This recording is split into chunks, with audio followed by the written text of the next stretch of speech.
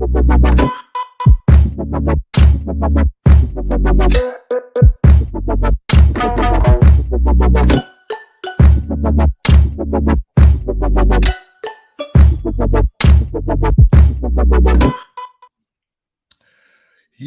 and hi, and welcome back to Normski TV, the What's Going On podcast.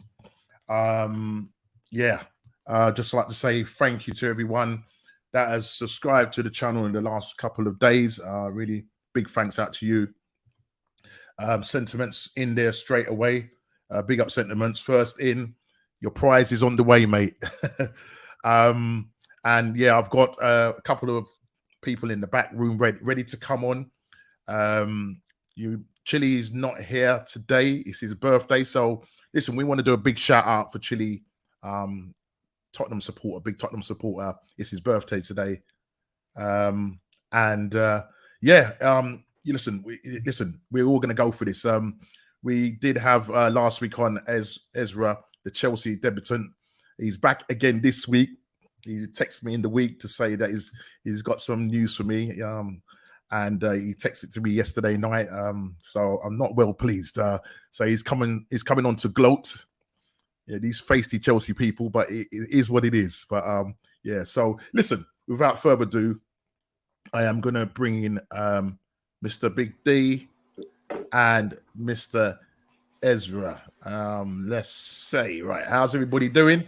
What's going on? What's going on? Yeah, man. Yeah, everybody good. Everybody good. Not bad, this, man? No, I think this one is out to you, Ez. What? No blue Peter badges. Oh no, this is. Oh no, do you want the blue Peter? Oh right, I get it now. I get the joke now. Sentiments. You want the blue Peter badge? Unfortunately, mate, I can't afford it, mate. But it is what it is. But listen, we're here this week. I want to say, yeah, it's been a bit of a tough week, but I'll come to that in a minute. I'm not going to go into too much details. But first of all, let me find out how you guys are doing. Big D, let me first come to you. How was your weekend? The weekend was a work weekend, but good. But this week has just been mad. Doubling up for end of month stuff, man. So I did a mad change around early hours this morning, which went pear shaped. So I not long woke up. I actually couldn't get my head down. I was mash. You know what I mean? I said, let me get a couple hours in and then jump on and then head out later. Well, listen, it's all good, man. It's all good. Yeah, man. Thanks for the support there, mate. Really appreciate it and the sacrifice that you make. And it's not easy, man. But listen, it's all right, man. It's all good, man. You know already. It's all good. It's all good. Mr. Ez, debutant Ez, I'm going to call you. That's what I'm going to call you, debutant Ez.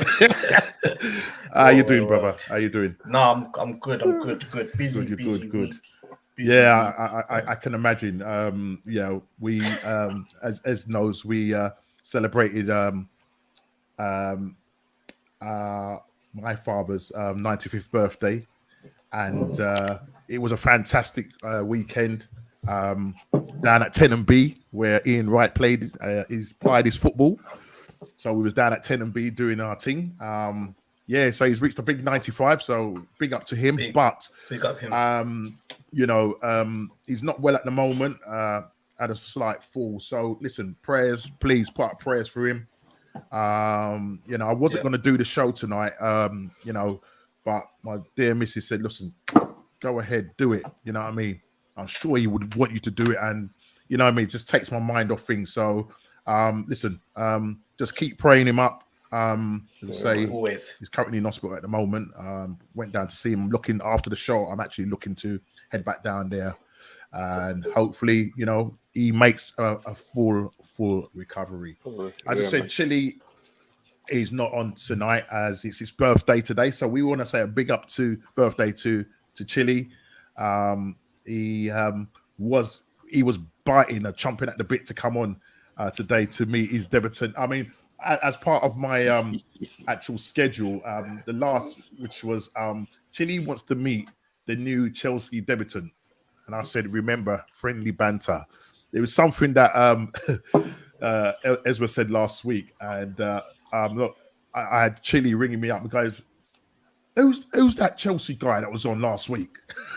I I said, I said he's married to my niece. He said, oh, tell him I'm coming on for him. He go, how dare you talk to me about my club? It's all in banter and everything. He goes, nah, man, nah. If you, Ezra, can you just remind us what you said? You was making a reference to almost to the point where they were kind of irrelevant. So I need you to just kind of explain yourself. I'm sure at some point he will be tuning in. He may even come on and surprise us. So take it away. I don't even know if I'm allowed to say without prejudice, but you know, it doesn't come from a bad place.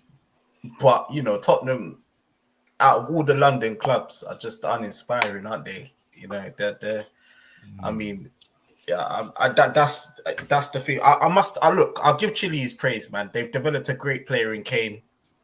You know, I'd love him at my club. Maybe I'm a bit jealous, but then I don't know. I'd rather win cups and stuff than have, you know, Kane. So that's all right. Or golden boots and stuff like that. But you know, maybe we'll save it for Chile to really let my real views out. But I'll keep it diplomatic today. Very diplomatic today. Yes. Well, listen, we've got that over and done with. I'm sure if I do see him pop into the green room, I'm no doubt he will be on to discuss political Happy views. Birthday, though, Chile. Yeah. Happy birthday, Chile. Yeah, big up yourself, man. Enjoy your Earth Day. Yeah, man. Yeah, I don't know what old is he. I don't know if it's his 50th, 49th. I don't know. But listen, we move. So listen, today, as you can see, going across the bottom of your screen is some of the subject matters. But today we want to discuss Ronaldo and his high expectations from his club. But will they deliver? You got Tuchel, Boost. Will 200 mil spending get you challenging the top two? And I know last week, as you was quite, I think, confident with regards to that your club is going to come out throwing, and that looks like what's happened. The Rafina deal, as an example, but we'll come to that. Yeah. And I've got this one here. Jesus turned water into the wine. Can Gabriel turn Arsenal into a challenge for the title? Listen, man. It's going to be a miracle. But listen, man, only Jesus can do the miracles. But listen, it is what it is. And obviously, I've said about Chile wanting to meet you to have a conversation. So we are gonna move in. So listen, let's deal with the Ronaldo situation. D, I'm gonna come to you with regards to Ronaldo. Now, I was reading this week that Chelsea, Todd Bowley was talking to, is it Giorgio Mendes, Ronaldo's agent? Yeah. About a possible move. I know Bayern Munich. I don't know if there's any other clubs. PSG. Now Ronaldo obviously is a little bit concerned with regards to your transfer activity. It doesn't seem to be happening a lot. As I said last week, I did say you know, you need to go and stop doing window shopping and going in and start buying stuff. Yeah. Wow. You know, so you know, I suppose the question I would ask you, Big D, is that is there any chance of Ronaldo leaving the club and you know, Chelsea coming in there? Was that just a smoke screen, or was that just his agent just trying to force, you know, because he's been offered to a number of clubs, and Man United have categorically said that he's not for sale. So what your thoughts? Another crazy one is Barcelona wanting to do a swap deal with Harry Maguire. When I saw that, I nearly died. Wow. So just a couple of those things. Just want to get your thoughts on all of those. Well, you have to remember that Ronaldo, he does have previous, right? Because he has the spending power or the financial cap to buy himself out of contracts. So, you know what? He's got a year left, and yeah, he will, like what Rooney did back in the, you know, question the ambition of the club. Now, for me, he's our only striker norm with Cavani gone, because Martial don't want to be there, and Rashford can't play up front. And then we know the Mason Lockwood business. Yeah. So as in an out and out striker, we only have one. So this is probably why they say he's not going anywhere. But then we've seen what happened with Pogba and all that, holding players to ransom. You can't do that. It never works out well. So and he's actually said as well that he actually wants to go back to Lisbon to finish his career. So I am assuming this guy wants to play into his early 40s. Otherwise, I'm because what 37 now. A bit like is it Frigo from Real Madrid? He played quite late.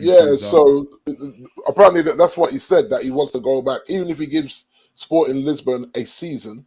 He wants to go back, because basically that's where it started for him. So that's right. So it's going to be interesting. But he's definitely rattled. You know what I mean? Obviously, Ten Hag would have had 2 training sessions now, and the guys are back for pre-season now, aren't they? Yeah. Apart from Harry, he's on honeymoon now. Harry is. Oh yes, that's what I saw. And by the way, you know what? I'm an advocate for marriage. So congratulations to Harry Maguire and his new missus, and I hope that they stay sensible and it works out for them. You know what I mean? And she continues tweeting as well for him. Well, yeah, and maybe now she's the wife rather than the girlfriend. Maybe she may just kind of ease up a little bit, because that puts him under pressure as well, and she has to realize that you can't be running your gums on Twitter when your man ain't performing. That don't work, So hopefully they have a word on honeymoon, and he sets her straight on that one, and we move. I mean, they say that Ten Hag wants to work with Harry. I don't know how true that is. This could be just paper talk. You know what I mean? Well, yeah. And I am a believer that everyone gets a clean slate, even though after a season that we had, some of them don't deserve a clean slate, in my opinion, because it's a shirt. You no matter who's in charge, you're playing for that badge. Forget the managers, because as we're seeing, the managers are coming and going. So you have to stay loyal to the badge. Otherwise, take the shirt up and move on. Buy yourself out of the contract, because you can all afford it pretty much, and walk. But don't put this shirt on and think you're going to go on with the puppy show. That means not performing. Sorry for those. But you know what I mean? That don't work for me, man. You have to respect the process. This is Old Trafford. You know what I mean? This is not New Trafford. This is Old Trafford. And at Old Trafford, you put the shirt on and you perform. And when you go on the road, wherever it is, a cold night in Stoke or wherever it is, you make sure you better play in that away kit as well. Definitely. So the Ronnie thing, it could be just smoke, but like I say, he's bought himself out before a contract, and I dare say he has the clout to do it again. So So if he feels like this is going to be another, he can't afford bum seasons. You know what I'm saying? He needs to be competing at 37. Do you think the players that you're bringing in is going to be enough to appease him? I mean, obviously you're linked with De Jong, and that's been going on a long time. And as I said, there was a talk about a swap deal, Barcelona. I don't get that. I absolutely don't get that. No, it's what I get. I tell you why I do get it, right? Big man talk family. I hear that. But this is what I do get. Harry plays on his heels. This is where he gets skint so often. So going to a slower league might actually help him. Not in a. This league's too fast for him, and because he plays on his heels. And that's why he's scared to push up. So if we're going to play this high line, and he has to push up to pretty much the halfway line, because he plays on his heel, he turns like a ocean liner, brother. You know what I'm saying? So by the time he turned, that quick man like a Sterling, that man's gone. Yeah, he's cooked. And so going to a slower league, and maybe they've just been watching him and saying, this guy could actually play in our league, because it's nowhere near as quick as the Premier League. Yeah. As in the way, if you press, the way you've got to be able to turn back. There was a point where Rio was the master of that, and I remember when Rio's legs went, and I can't remember the striker, and Rio turned and tried to run, and it was like man was running in treacle. That's what I knew Rio was done. But because it's that league, it will find you out. The father time thing will catch up. But with him, he plays on his heels rather than on his toes. So maybe a slower league, and then we would probably get Frankie a lot cheaper. But you're linked with. I just say you're linked with quite a few players, and I think there's a player that you're trying to get over the line from. I'm not too sure what the club is. It's something like 15 million euros or something like that. Is it? Well, we were supposed to buy the dodgy goalkeeper whose stats are worse than David De Gea's when it comes to collecting. The guy from Watford, but I think that's gone.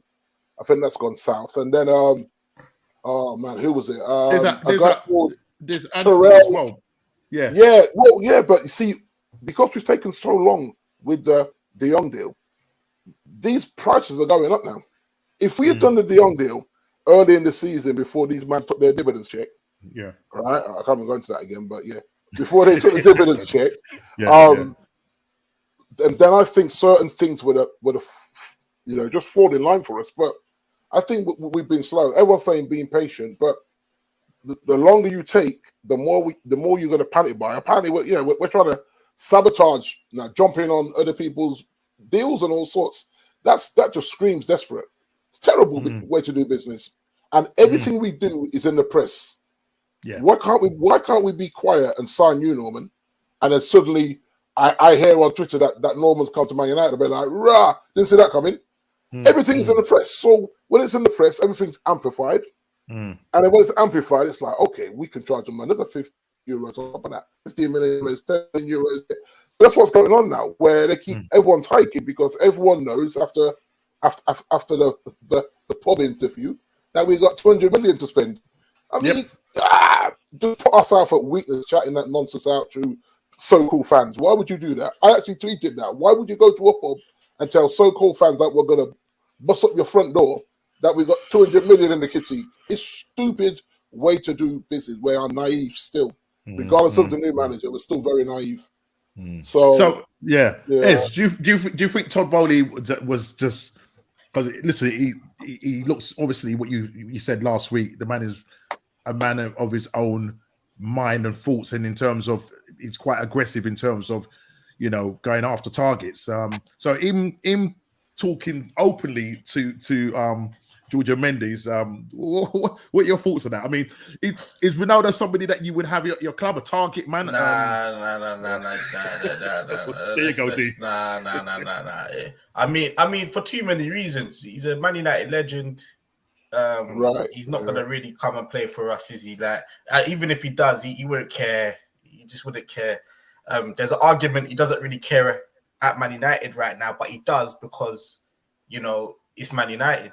If this was another team, I think he would just be gone this summer. That's it. Like after last season, that's it. I've seen enough. But he does care because he's still there. That legend, obviously, he's got that affinity. So and after a bad season, you would argue he still had a personal decent season there. Yeah, I think 24 goals in all competitions. Yeah, from what I understand. That's crazy.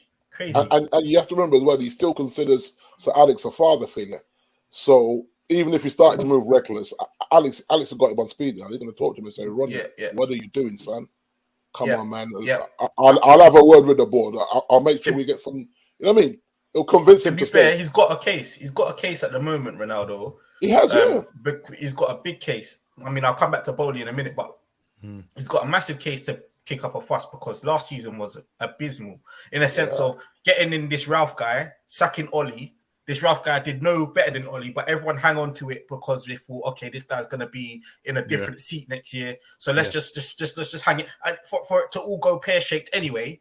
And so there's almost no point of sacking Ollie because this guy came in, done a worse job, and he's gone anyway. So it was just a mess from the board. Bro, we were dead under Ollie, man. Bro, I mean, you can't tell me you looked any better under Ralph. And look. No, what I'm saying is, it wasn't about looking better under Ralph.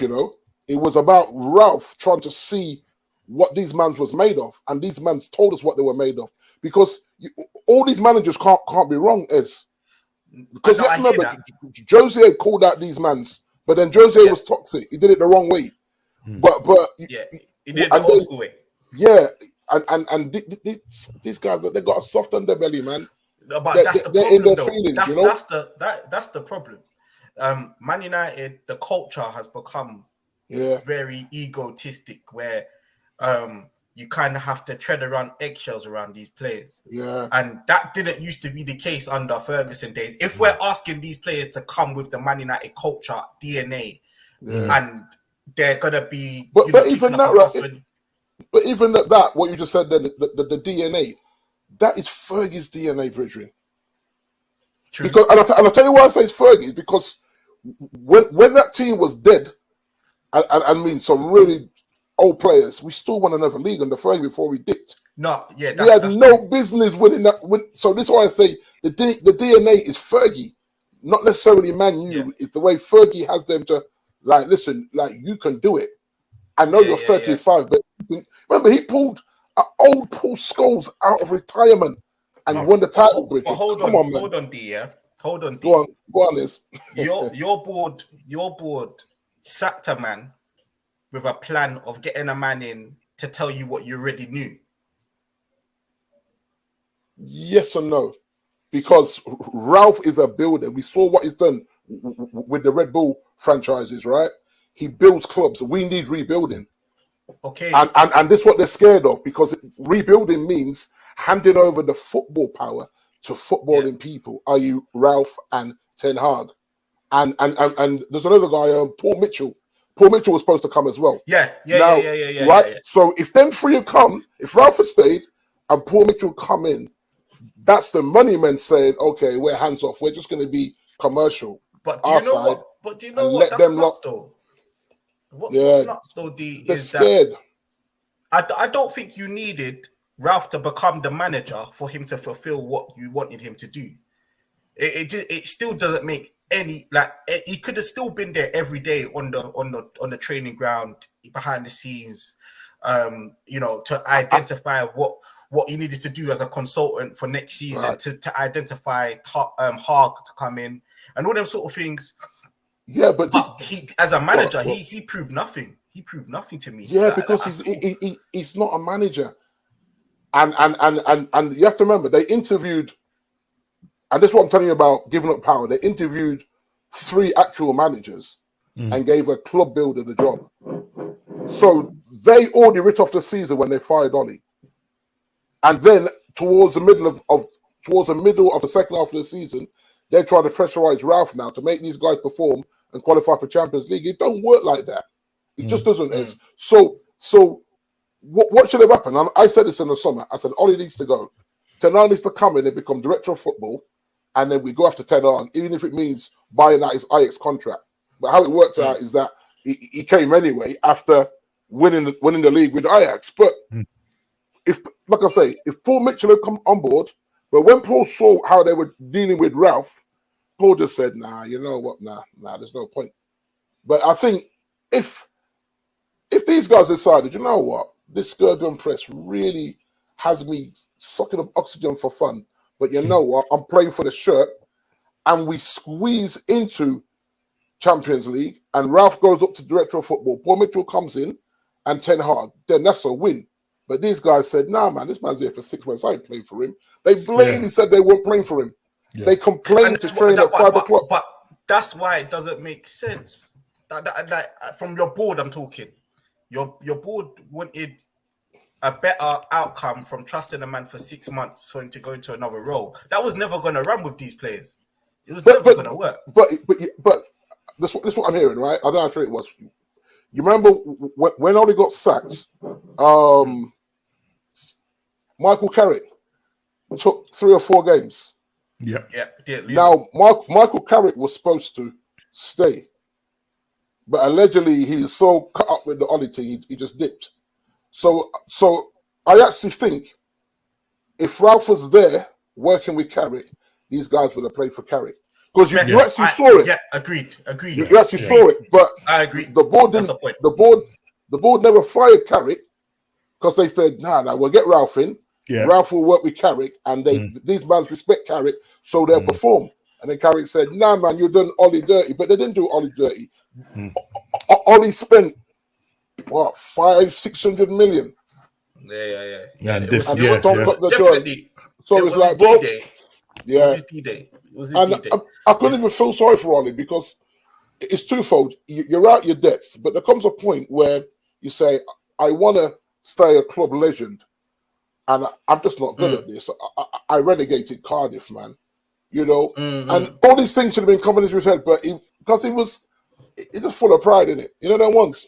Because and so why get yourself sacked when you could have walked? You could have said, I've taken this club out of the mud that they were in under Mourinho, as in mentally, psychologically, and all that.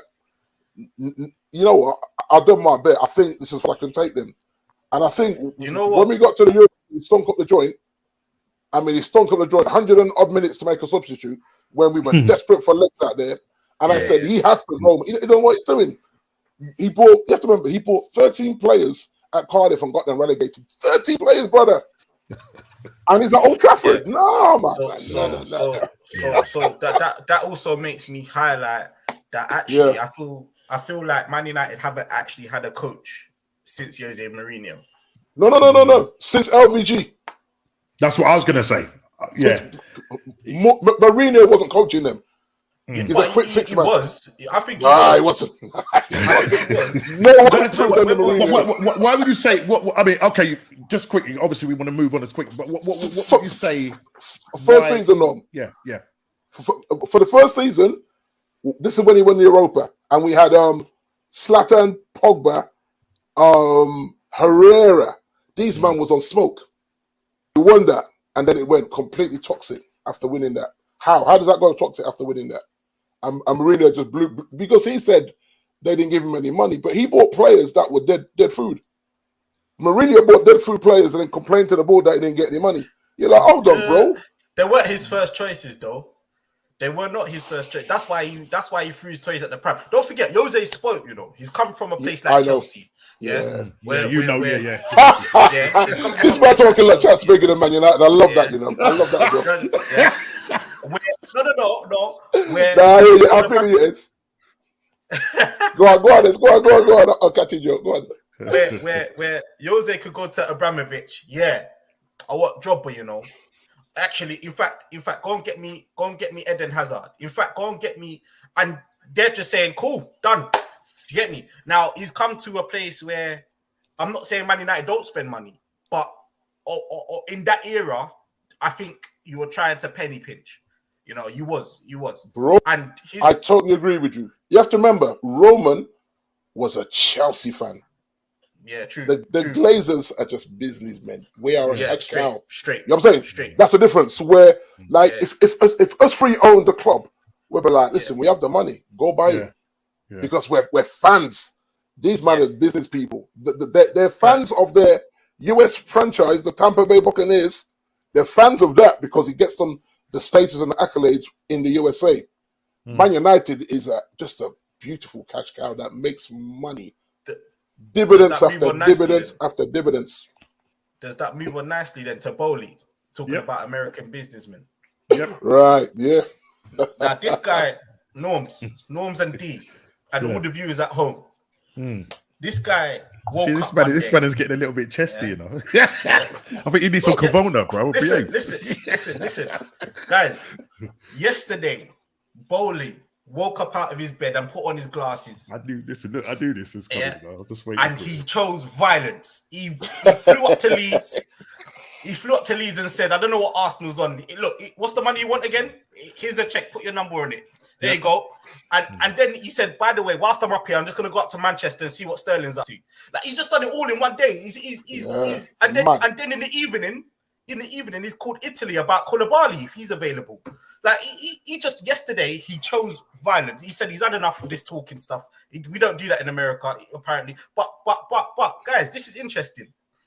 He's meant to be similar setup to, like, the Glazers or Kroenke, yeah? He's meant to be a similar setup. But I genuinely think he's got a little bit of a... Yes, Kof. I think he's got a little bit of a soft touch for Chelsea right now. It might be the honeymoon period, but I'm enjoying it. If this is what his intentions are, he sacked off the board. He sacked off our Cech is on. Peter Cech is gone now.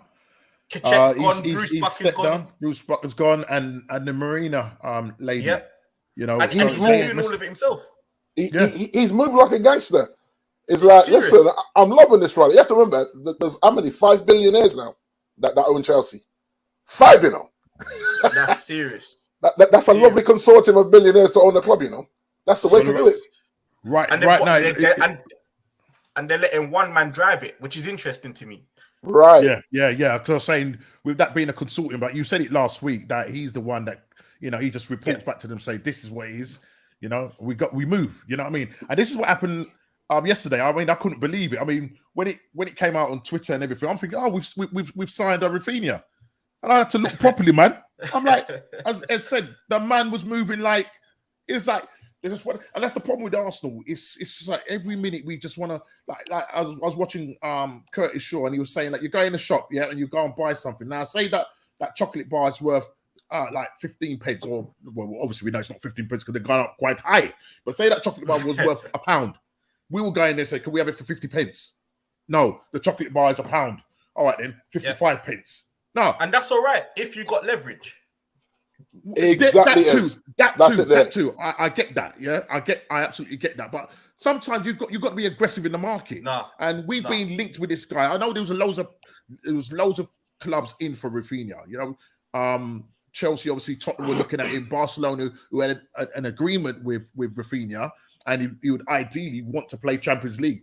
Chelsea have come along and said, right, what, 50? Because it's 55 million. I think that's the fee that was agreed. And, the talk was 65 million. That was what Leeds wanted. Yeah. Arsenal was sort of going and say, well, we'll give you this and plus whatever add-ons or whatever. But it still was not reaching what Leeds wanted. And Chelsea have just come along and said, right, 55 mil sorted. It's not done yet, Norm. So what's interesting is that Barcelona from time has agreed terms with the player. Yeah, that's the thing. You're trying to do that with them. That's when Chelsea was still under sanctions, right? Yeah. But they couldn't agree a price because of their cash flow problems. Yeah. Chelsea's done it the other way around. We've gone and agreed with the club what they want is the money. Yeah, but not done personal terms. Not done with the player. So the offer's there on the table. The player, his agent is Deco, which is ex-Chelsea. That's right. So That's right. Chelsea links and Barcelona links. You know what I mean? So it's going to be. I think it's 24 more hours. He's got basically. Bowley said, "Look, I'm only keeping this offer for 48 hours, mate. So it's either you sign it, or we will withdraw our offer and move on." Listen, Arsenal need to jump back in there. But then I suppose a question we need to ask ourselves is Rafinha worth that kind of money? All right, Ez, 55 million. Has he done enough, no? Minute. Is he? That's what I'm trying to say. Has he done enough to? I think that. I think so. Look, and who would he replace? Who would he replace? Like in your side, in my team, take your pick, Norms. Take your pick. Get rid of Ziyech, Pulisic, Werner, Hudson-Odoi. Take your pick, son. Listen, I'll give away some of these players right now. Seriously, like look. Go on, D. No, I mean, just to get him off the wage bill, and two, to get a balance in your team, because I think he brings a great balance. Another guy you mentioned there, Ziyech. Hear me out. Werner, Ziyech, Pulisic, or Ziyech, yeah? Them four names, or Hudson-Odoi. Does any of them get close to Mane or Salah or Sterling or Mahrez? Does any of them, not even Phil Foden, I don't think these guys get close to in numbers. Right. And that's what I'm saying. If we're talking about bridging this gap, we finished third last year. If we're talking about bridging this gap between challenging, you've got to get them attackers. That's another question I'd put there. 200 million. I mean, it could be more, but is 200 million enough to be challenging the top two with the players that you want to get in? You've said a number of players. Now, Rafinha, do you think Rafinha could come in and make that difference? This is where you humble me. Right, thank you very much. This is where you humble me. I'm as much as I come here with my big chest. I am a realistic. I feel like I'm realistic. Yeah. Let me just read this for you. Season don't even start yet, but man's chest is buff. Chelsea fans are jealous. Root cause, give me a chance. This is your moment. Yeah, this is your moment. Look. Right. So I am a realist, and Tuchel said the words that after losing, big up Craig. After losing Rudiger and losing what's his name, Christensen, we might still be losing Aspilicueta, our captain. Yeah. Lukaku's obviously gone. He wasn't really a big loss, but he is in many different ways in terms of finances. So those are four players that are confirmed gone, let alone there's a few more that are probably still on their way out, right? Yeah. So Tuchel said, actually, this isn't really gonna challenge for the title, but it is more of a rebuild. Okay. Now, that's true because my only senior defender I've got in centre half is Thiago Silva, and he's 37. Right. I heard that you're linked with Ake. Yeah, we I are. heard that, He came from our academy. Yeah.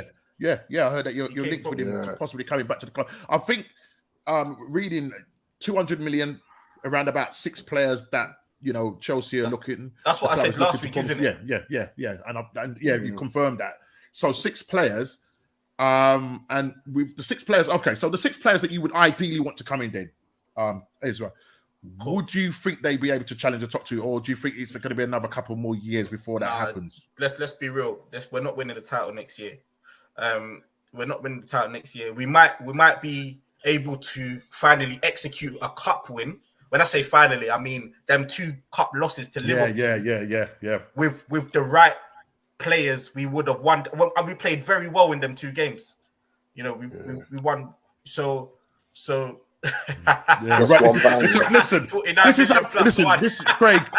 This is how we're rolling. I love that. We may laugh and joke, but this is how Arsenal are rolling. You understand? Go in, give them the money.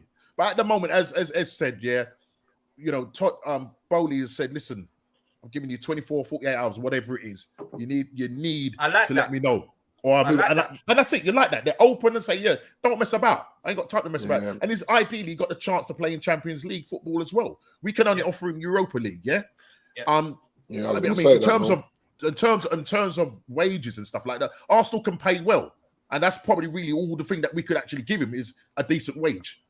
But he's gonna want to do that. Do you know what, Norms? You can have Rafinha if you give me Saka. Behave yourself. Behave yourself, brother. Behave. As they would say, behave. Yeah. But Norman, he's not signing that contract, is he? Well, this is the problem. He's not signing that extension, which is very worrying for you guys. This is the problem. Look, as I said, he's got 2 years left. With the option, Arsenal can trigger a third year on it. Now, Arsenal need to show ambition. I think he's looking for Arsenal to show ambition. In the transfer window. Yes, we've got Gabriel in, and we will come to that. We've got in a couple of other players, Fabio Vieira, should I say? But they're not going to be enough to do what we need to do in terms of challenging, the 2 top teams up there. We need to do a lot more. We need to get a lot more players in. We're hearing that Lissandro Martinez is possibly, I don't know if you know about this, Steve. I saw it in the chat earlier on, possibly going to Man United. I don't know if that is the case. I'm hoping that's not the case. But there you go. There's 2 Man players United that should run away from that. Why'd you say that? Why'd you say that? All right. Hear me out again. He's a centre half, a very skillful player, but he is very short. Yes, Junior. Now this is the English Premier League. Right. He's so 5'10". let me just go back to you. I know you say it's very short now. This guy here, Mr. Sentiments, it came in my comments last week, not in the live chat, and he was saying that why has Ezra got a problem with short people? Would you like to explain yourself? Yeah, because I know my man will come back later. I'm not tall myself. Explain. I'm not tall myself. Okay, but I've played this sport to. For those that don't know, I played for Stevenage for a few years in academy level, and I used to be the athletic guy, right? And they put me centre half one game, and I'm about 5'9", 5'10" myself. Now, when these 6'4" lads from up north, just lean on you, as strong as you might be, as much as yam and dumpling and all of that I eat, it's different. It's different. And this is the English Premier League. When you got to go, as I said, when you got to go down to them lower league teams when they're just hoofing the ball and you're 5'10", and you got 6'4", 6'3" centre halves they live for that moment. I'll be honest. I know defenders these days are praised for being able to play out the back and ball playing centre back. You have to be a defender first, and that's. I'm not saying you have to be 6'5", but 5'10" in this league, nah. That's that. You're gonna get cooked, aren't you? Yeah, you're gonna get cooked at that. Gonna get cooked. But they did say he's got a great leap on him. No, but that's the thing. A leap is still sometime-ish, you know. As I said, it's presence. Before sometimes you can't even get up. Trust me, that's just the nature of it. Compared to having that physical ability, as I said, just to lean on a man before it even comes to jumping stage. When you're pinning the ball, when they're pinning it to that striker and they're holding it up, but you're not, you ain't got that presence. And the Dutch league is not the Dutch league is not as physical. No, they play on the floor, mate. They play on the floor. Exactly. Yeah. And I'm not, as I said, I'm not saying he's a skillful player, but there is certain games he will be found out. And I'm saying the same for my team. If Kunde is the same problem I have with him, you know, it's good if you're playing a three at the back because you know they're more on the right side of the three, and then you still got your main centre half in the middle. Yeah, in the middle. But if you're playing a four, what you're going to end up doing is overprotecting him, and in this league, someone will just spot the opportunity. I'm just talking from a logical experience. Yeah. And they will always target that smaller centre half. Because we have that with Lindelof. Yeah, most teams always target Lindelof, even though Harry plays on his heels. But Harry's stronger. You know what I mean? Goodness. So like it's like, and that's why I always get nervous when them two play together. I always used to say you got to play Eric Bailly because Eric Bailly is a tough cookie, but he's injury prone. And I always say when he's fit, you start him every game until he gets injured. Yeah. And I said it, people used to laugh at me, but then when I watched last year, these man getting cooked and Bailly just sitting on the bench getting paid, I'm like, what are we doing? Here's an example. You remember Ivan Toney against Arsenal the first game? Bullied. Listen, he gave them man a welcome. Well, he bullied Ben White, mate. And Ben White is just scraping 6 foot. Yeah, you know, I'm not. As I said, I'm Ben White has he really shown his strength towards the end of the season, so he's manning up. But as I said, there's some things that height advantage they will play on it. Well, listen, we got William Saliba coming back, so he's got that height advantage. I mean, look, he's 6'4", and you've got Gabriel. Ideally, I would want them two to be the new partnership, but obviously, you know, they're trying to sort out his contract as well, contract situation. You know, there's talk that there's a price for him, but I don't believe it. I think that they're going to try and keep Saliba. But I'm not even. I think just press talk. Listen, He's like everybody said, it's like a new signing. He hasn't played for the club competitively for the time that he signed for him, which was in 2019. Oh, wow. If I'm right. Yeah, or 2018, I can't remember exactly. And he hasn't kicked a ball competitively for Arsenal. So him coming, he's going to fight for his place. This is what I want. And ideally, the partnership that I would want is Gabriel and William Saliba as the partnership there. Question here from Philip Edley. Welcome to the chat. I think you're possibly new. Yeah, Philip, is that Philip Edley? So this guy, right? This guy is my legend there. This is a hardcore Liverpool man, right? Well, this man knows football. Me and this guy debate on the phone like we're mad, and I got a lot of love for him. I went through the trenches with this guy as a teenager playing National League basketball, right? So that's my. He was at the party though. He's live in the chat. He's live in the chat. He's got this question. He goes, "Who is going to finish higher in this new season, Arsenal or Man United? And will either of you get within 10 points of Chelsea with who you're bringing in?" That's a difficult one. As I said, we've got Gabriel Jesus, if you want to call him that. Fabio Vieira. We're still linked with Tillemans. The Rafinha thing right now looks like Chelsea. If the guy doesn't make his mind, I think he's hanging on to that Barcelona. I think Barcelona need to get the money in. The De Jong. Man United just holding up the runnings right now. You know what I'm saying? So you need to get. Okay, can we go back then? Full circle. Yeah. It's actually a domino effect, isn't it? Yeah, domino effect. We need that. That is the domino effect. Yeah, it's a domino effect for a few things because Dembele. Yeah. Dembele. Well, he wants to stay at Barcelona though. Now. I think he wants a better contract. Right. Okay. Because Barcelona have an offer on the table that he just has not accepted. Now he's waiting to see if Barcelona's cash flow thing sorts itself out, which is i.e. De Jong leaving one. but he's not high up their pecking order because they've still got Lewandowski they want to sign. They've got the Rafinha they want to sign. Now, if Dembele goes, Rafinha's easily the replacement. It's no problem. It's fine. But Dembele's got that counter. So I think Chelsea's also been smart to give Rafinha the choice. Yeah. Of what he wants to do. Because then whatever happens, if Rafinha goes, then Dembele ain't getting an improved contract. We'll go for Dembele for free then. No problem. Yeah. So Chelsea's played that smart. So but he's quite injury prone though. You do want to take a risk on him? He's quite injury prone. I would take a risk on him. I'll take a risk on him. I would. For free, you can't lose, can you? For free. Yeah. It's just his wages we'll have to pay. That's cool.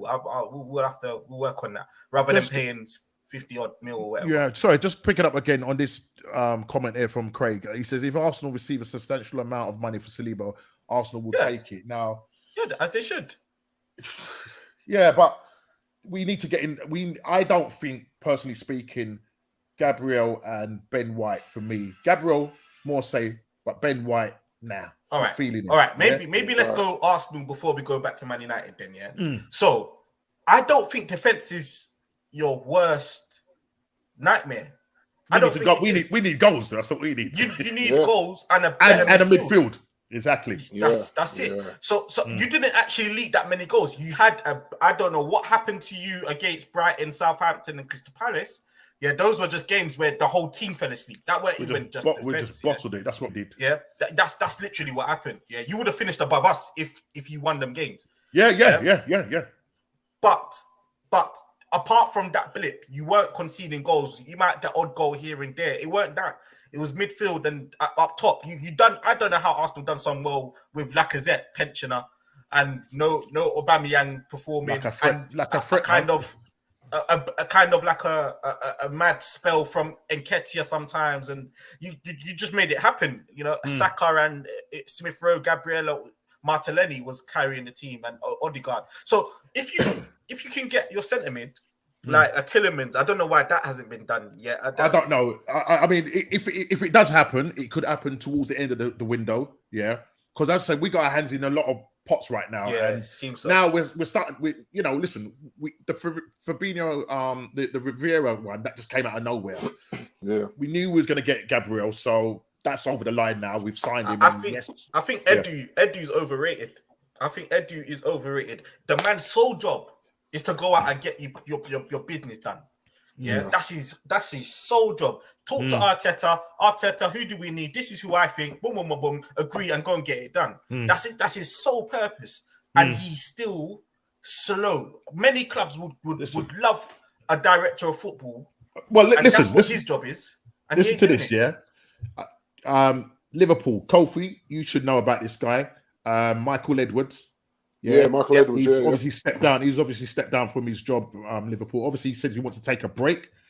But Todd Bowley gets in there and says, "Yo, man, we got a hot seat waiting for you." Now, this guy, I'm not gonna lie, mate. This guy found gems for Liverpool. I didn't know he was. I didn't even know. I forgot. I didn't even know he was an ex-footballer. I think he used to play for Notts County or something like that. But he found gems for Liverpool. And listen, because Liverpool are sort of team that don't really like to spend money. Do you know what I mean?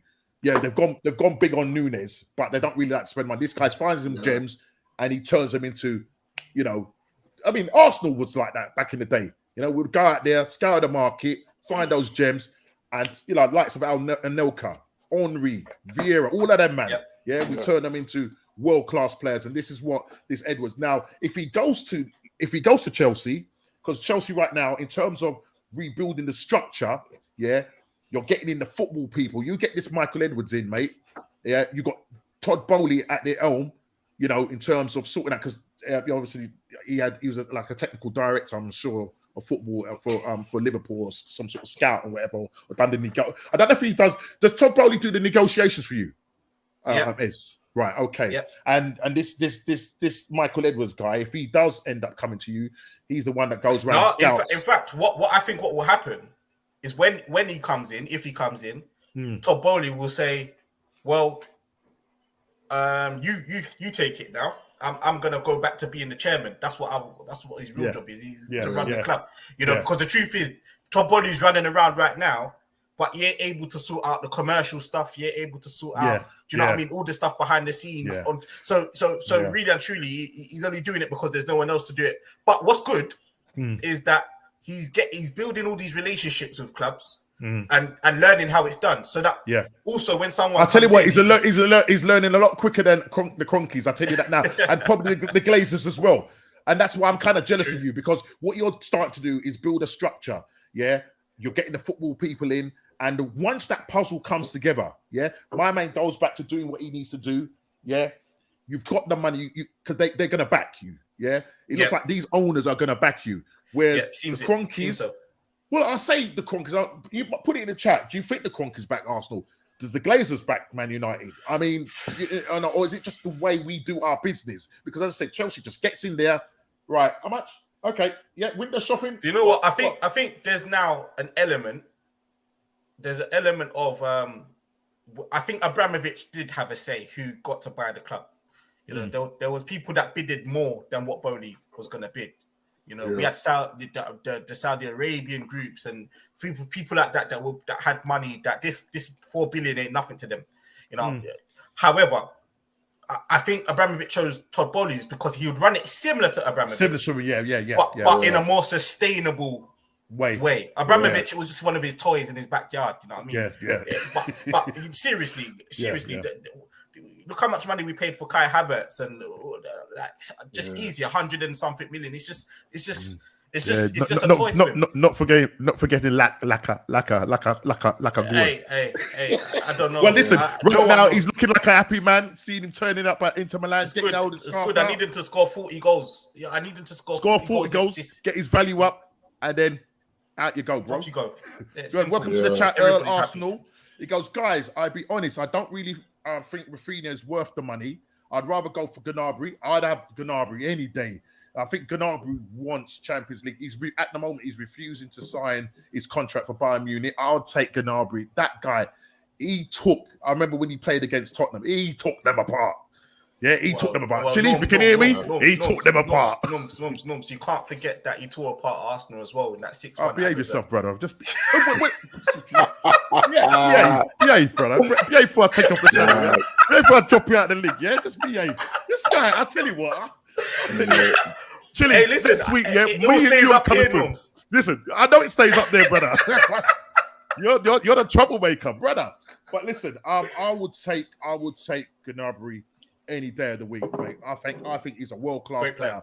Because we can't stick with Pepe and Reece Nelson. If Arteta is as good as people think the coach is, then that's the case. Now, the thing about it, if he does get these players in, I heard somebody else saying that I think it was a Liverpool, he's a reporter, and he was on a chat show and he was on a podcast and he was sort of saying that he's actually frightened of Arteta. Now I was thinking, why would you be frightened of him? Because I don't see anything that he's done to frighten any of the top 6 managers. You know, there's plenty more that are better than him.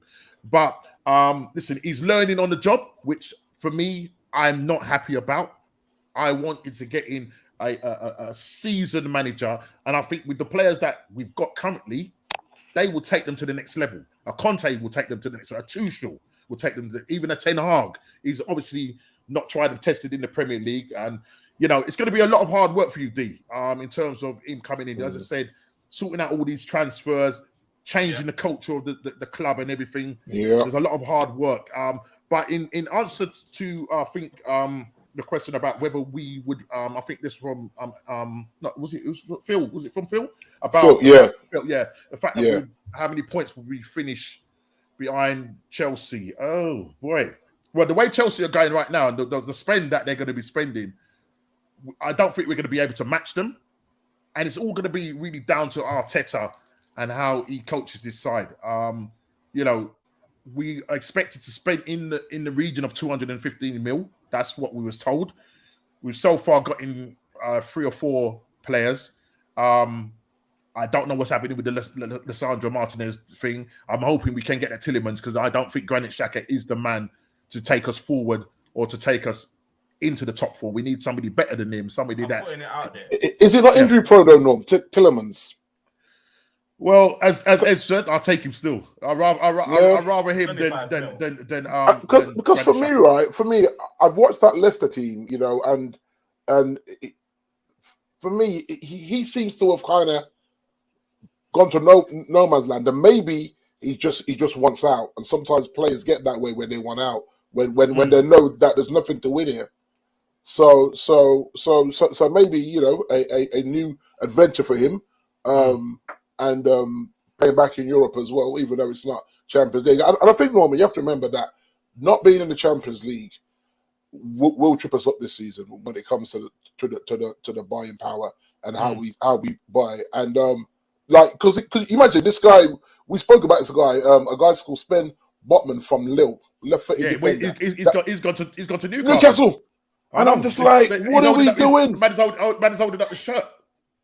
And I'm like, what are we doing? Because he can play on the left side, he can play on the left side of a 3, and he can play in a 4. And we got Luke Shaw that don't want to lose no weight. I mean, I'm a big brother. I carry some timber, yeah? So I can talk about weight. This brother is not professional, Norm. He's not. He always comes in unfit. And this is why he gets injured so often. He's not a bad footballer, but he just carries so much timber. Yeah. And you can't trust him. You know what I mean? Because last season, it was like he was scared to cross the halfway line because he knew if he got skint, he couldn't get back. And so when I'm looking at this guy, I got it down. We could have got him for like 40 million euros, man.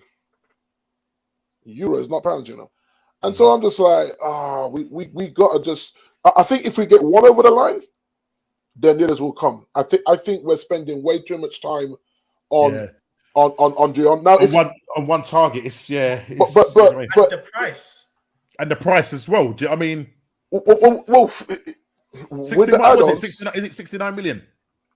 No, they're saying 56 million, and then if he wins certain things, the add-ons will take it to 69 million. I saw 69, yeah. But where's 85 coming to? I saw 85 million euros. Which is going to be so when you back it all up, so they're saying actually 56 million for the player, and then the add-ons will take it to the 69 million if certain things happen and he wins the Ballon d'Or and all them certain there 6 Champions Leagues. Anything happening with the Ericsson deal? Anything? Any noise out there? No. He's Norman, right? A man with a pacemaker. Oh boy! Right, and him, I'm not knocking that because I was going to say sorry for anybody out there that's got pacemakers. Right? I'm not knocking that because that pacemaker saved the man's life. Right, gave him a resurrection to come and play football again. Absolutely. The man didn't come back. Right. Yeah. But a man with a pacemaker is picking between us and Brentford. Come on, bro. Are you serious right now, bro? That's not even a choice. You're coming to Man United, Bridget. And this is what I say, right? Do you want to say that? Do you want to say that again? It is not a choice between Brentford and United, and he's Come on, man! You gotta be kidding me. You better come to Old Trafford if you want to play football. I think he's staying. Question, right? And if he stays, because his family don't want to come out of London. Yeah. Well. The other thing as well, if he did, say for argument's sake, if he did come to Man U, in terms of the people that you got in your midfield, because if you're getting this young guy, if you get Ericsson, how does he fit in? Because you've got Bruno there, because Fred. He's not going to play every week, no. Bruno a thing or two. Exactly, and be honest with you, he would humble some man, He's a very good footballer. He's a very intelligent absolutely. footballer. I'll take him. So, even though he's an excellent, I'll take him. So, if he came in, he would show Donny how you're supposed to do it, and he would teach Van der Beek as well. Yeah. Now, because Van der Beek is back, he's killing teeth in training because his boys here. He's happy. It's like Simeon, and so I expect big things from Van der Beek. Yeah. I think Ollie watching him dirty, son. There was no need to treat the kid like that. And that's how you knew that Ollie didn't want him, because of how foul he treated him. And as you said that like the Mourinho got players bought for him. Now, this is where David Gill was my guy, because David Gill was Fergie's guy. So Fergie could just talk to David Gill and say, David, listen, you see what we're doing right now. I need you to go out and get me that. These guys are tight with their money, but I need you to price somebody. Because Ferguson used to always say this thing when we never got a player. He was always saying, "Oh, there's no value in the market." It was nonsense. The Glazers weren't freeing up the purse because David Gill was very good at his job. He was an excellent man when it comes to dealing. Ed Woodward come in here, stink up the joint, just buying trophies that could sell shirts. You know that ones, all commercial rather than football. And I don't know if you saw this. You know, I call it Pobgate, right? So in the Pobgate interview, this Richard Arnold brother actually crucified Ed Woodward, but people weren't paying attention to what he was saying when it comes to how much money we wasted in the transfer market. He put Ed Woodward on toast in front of some so-called fans that were going to break down his front door. So, and then Richard Arnold, he has a meeting. He was spotted having a meeting with David Gill. So it tells me that Richard Arnold is thinking, we cannot keep stinking a joint up like this. We're going to get lynched. So he's gone back to the guru and probably said to him, listen, I need you to tell me how you do business. Show me how you do business with Fergie. Even though it's a different era, but show me the basics of getting this right so that I can back Ten Hag in the right way. And because like he even said to the guys, like, you know what, I know you guys hate the owners. Like, I can't deal with that. I'm just dealing with me right now. So he's aware that the fan base don't like the Glazers. So he actually said it, which I thought he knew he was being recorded. Personally, I think he knew. That's because he was reckless with his tongue, man. And he, you know, he dropped some F-bombs and everything. So I'm thinking, this man well and know that he was getting filmed, but that's by and by. But he met with David Gill for insight. So let's see. But I still think that our business stays in the press, right? We are the club that keeps on giving when it comes to everyone knows what we're trying to do. I mean, I actually saw the Man United thing on Instagram, actually filming the training part of the filming training session. Yeah. I'm like, what are you doing? Don't be putting it on Instagram. I mean, these are naive things, you know.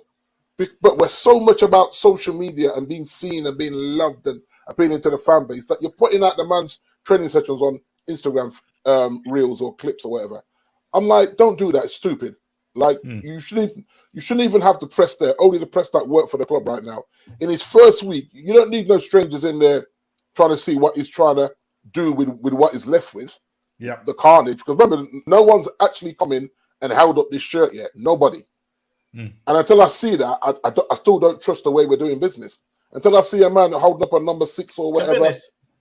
To be honest, I thought Bruno was close. When Bruno was putting up them numbers, and he was kind of setting the standard to the team. Not this season, definitely like last season, I'd say.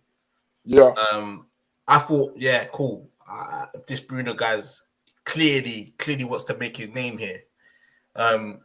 But then this season, I saw the man whinging.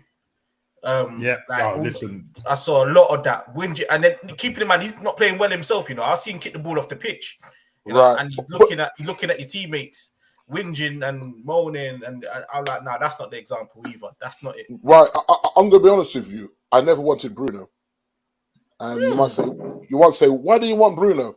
Because nobody else wanted him. Really? There wasn't really anybody. There wasn't really a lot of people in for him. We had a clear run, no obstacles to sign this man. You know why? Because Bearman watched him and said, this man's ball retention is abysmal. Yeah. But he gives the ball away in his sleep, you know. Wakes up, slaps himself in the face and apologizes. But this is where someone, like a good coach, I'm talking about a good coach, says, you've got the ability. Now I'm going to teach you how to make the right decision. You know, the ability is not the question. You know, and I'm hoping Ten Hag is that man because sorry, go on.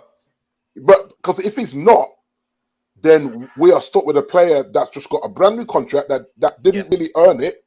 Not after that season, he was bad, man. And so you rewarded failure.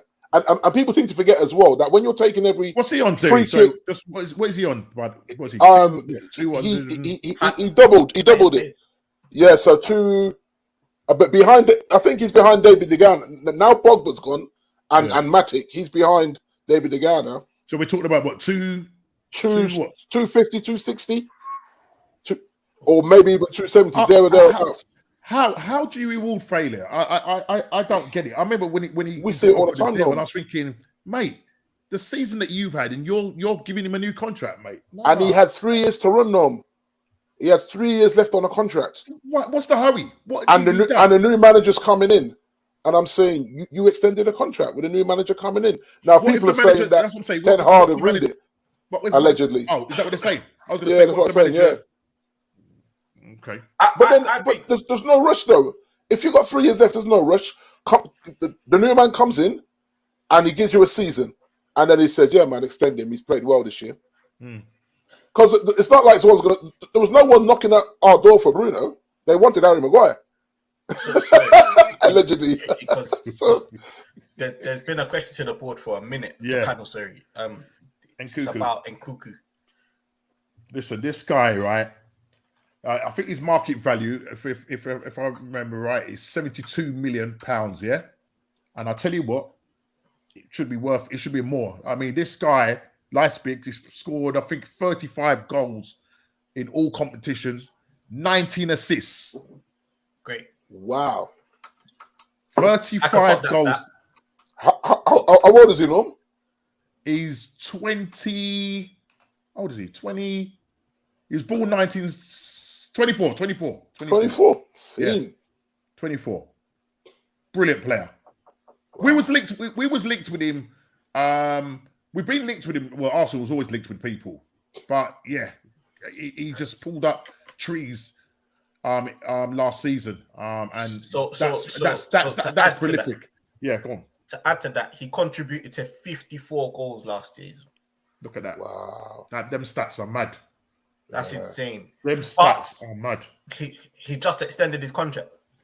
Literally. Yeah. So he's got your arm. He's going to cost your arm, leg, isn't he? So forget the 72 million. No. His new contract has a release clause. I was going to say next year. Oh, okay. What's the release clause? 60 million. You going Man City, innit? You going Man City. I mean, whoa. I think there'll be a few. Everyone will put their hat in. Everybody's going to be true. It's just Arsenal will go with 59 million and 1 pence. Yeah, that's what Arsenal will do, right? but Ez, right? Yeah. Ez, there was a guy that you mentioned when you were talking about link with Koulibaly. Yes, sir. Right? I wanted Koulibaly and we went and bought Harry. Listen. Right? We went and bought Harry. And I'm saying, get Koulibaly in. Koulibaly's valuation. If you man get him right. Listen. Guys, I don't know how these things stay in my head, yeah? But Koulibaly's valuation was 75 million, Napoli said. Right, Napoli said, we're not paying that. We're going to pay 80 for Maguire. You joking? Bro, you're preaching to the choir right now, you know. How does that work? Honestly, Ez. Seriously, how does that work? That's what I'm saying, Norm. Because it's like, we were too scared to go abroad and look at players. We're trying to buy all the English players, and we know the Brexit tax is going to kill us, right? And we still went down that road. And I looked at it and I said, we've got to go for Koulibaly. And then when Leicester kept putting the price up, I kept thinking, we've got to go for Koulibaly now because 80 million, and we paid it. Yep. And I said, Lord have mercy, what are we doing here? Yep.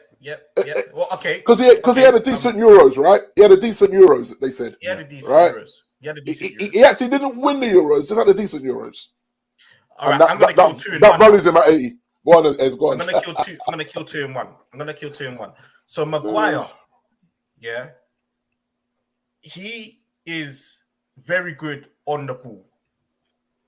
So you need to play a level of football, even if it means with the high line, that there's another defender that's going to sweep him when he's high. Yep. And there's got the pace to do that. And that's the only way it works. You have to play possession ball, which means you're nullifying the team. The more you have the ball, is the less likely they're going to score. Because do you know what I mean? Unless you're going to score own goals. Yeah. Now, that's the football that Man United might be able to play under your new manager. But we've already identified why that might be tough, because you haven't got the retention players. I think that's why, even though De Jong might be slightly overvalued. He might be key to how you want to play. And that becomes irrelevant in terms of price. Yeah. And this is why we've hung on so long in the transfer window with him, because Ten Hag is saying allegedly that I need this guy to start everything. As in, if I get this guy, then everything can fall into place, and then I can still bring. We can still bring a few more in, but this guy's key. But then, and the thing is, they need to get him in before pre-season. But you know what he said, right? But this what worried me about De Jong, right? He actually said about he wants to stay at the biggest club in the world, and I'm like, bro, do you not know that Real Madrid is down the street? What are you talking about? Barcelona is not the biggest club in the world. Stop that. And so I worry about his mentality as well when he's saying stuff like that. Maybe his wife don't want to leave there. His wife loves the city. All the people are there. The kids have got their friends. They're in the best school in Barcelona. Everything is nice. I get that. You're coming to rainy Manchester. Not so nice. Yeah. So I get why he's digging his heels in, but don't chat about the biggest club in the world. Stop that, man. Behave yourself. It's rubbish. Root Cool says not when Real Madrid are down the street. Not be funny, man. Not when Real Madrid are down the street. Root Cool says Ben White ain't good enough. Chelsea man speaks well, but he's got to be trolling us, talking up Ben White. Ben's my Arsenal standard. You come at him, brother. You come at him. That's funny. So, okay. See, there's another comment there, but we'll stick on Ben White. Listen, Ben White, I've got no reason to back him. I'm Chelsea, right? Maybe because I've watched every single Arsenal game last season, not because I'm a fan, but my wife is an Arsenal fan, and I feel somewhat subject to watching them alongside her, you know. Hear this. Arsenal needed a ball-playing centre-back. Rob Holding was not that. Mari wasn't that. And next to Gabriel, because Gabriel tries a thing, but he's not that either. Yeah, he's not. Now, a ball-playing centre-back where, as I just said about Man United, Arsenal are almost trying to imitate what Man City are doing. And it's coming. If you look at the football Arsenal play, when they're playing well, 15, 16, 17 passes. It needs to be consistent, though. That's the thing. It needs to be consistent. And also the mentality thing as well. Yeah, that's right. When push comes to shove, when it gets down to the nitty-gritty, when you need to win games, because Arsenal will do well under no pressure. That's why I call them no pressure FC, because when they beat Everton, whatever, at the last game of the season, they're going to do that because there's no pressure, because they didn't have to achieve what they needed to achieve. So Ezra's got a point there that we are trying to a certain degree, mimic Man City. That's why we got Gabriel in, because he's the guy that presses from the front. Yeah, he might not be your target man.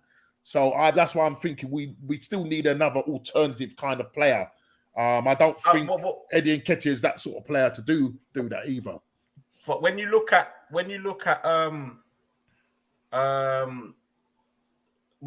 Arsenal and who they could really have got last season, if they finished 8th last, so was it 8th? Yeah, 8th. Who else were they going to sign? You know, let's be honest. You know, you had to start somewhere, and it's part of the project. I'm not saying Ben White is going to be that guy for the next 5-10 years, but he's going to get you to where you need to get, where you're playing consistent European football, and then you can go for the next guy once you're around the table of Champions League football. You know, if that's what the project is, then that's what the project is. You know what I mean? It's going to cost you, but it's going to get you there. Liverpool didn't get there overnight. They had to do it with what's his name, Lovren at centre back for a while. You know, and the other guy. What's the goalkeeper's name? Oh my goodness, Karius and the Belgian keeper. Yeah, Mignolet, that's right. Yeah. My Lord. So sometimes it's the guy before the guy. And I'd say Ben White's doing okay. He's got more to do, but he's 24, 25. And you can see how much he loves Arsenal already. Him and Ramsdale, you know, they celebrate every good tackle they do. Like, you think? Well, I'm looking for just. I mean, obviously, people would know in the chat the Arsenal the things coming out on I think it's the 4th of August. What's it called again? All or Nothing. All or Nothing. Or some people say All for Nothing. All for Nothing. Yeah, that's what some people are saying on social media. So that's coming out. They're airing the 3 series, and then they're going to air another 3 series later on. So that's going to be interesting to watch. I did see a little snippet on Arsenal, the Arsenal channel, and Yeah, when Ramsey was throwing the guns, said this is not good enough. I thought he was just doing it for the camera, but it is what it is. You know what I mean? Him and his camera saves as well. But just go back to this statement there, right? I'm surprised CFC went for Rafinha over Gnabry. They need more goals than creativity. Now, I mean, listen, Gnabry doesn't want to sign a contract at Bayern Munich. He's obviously into his last year. He's got, I think, 1 year left on his contract. Would he be ideal for you guys? It would be ideal. How easy is that deal to get over the line? I mean, the guy's ex-Arsenal. But he wants Champions League football. He doesn't want Europa. Champions League ball. He wants Champions League ball. I personally think Tuchel's trying to build for the longer haul. And Gnabry is 29 now? Oh, Gnabry. Is he 29? I think he's getting. No, he's about 26, brother. Don't age the man. No he's way. 26, man. Is he 26? I'm sure he's about 26, 27. Oh, yeah. Sorry. In that case, I'm not even. I thought it was older. I'll be honest. I thought it was older. No, he's been around for a long time. You know what I mean?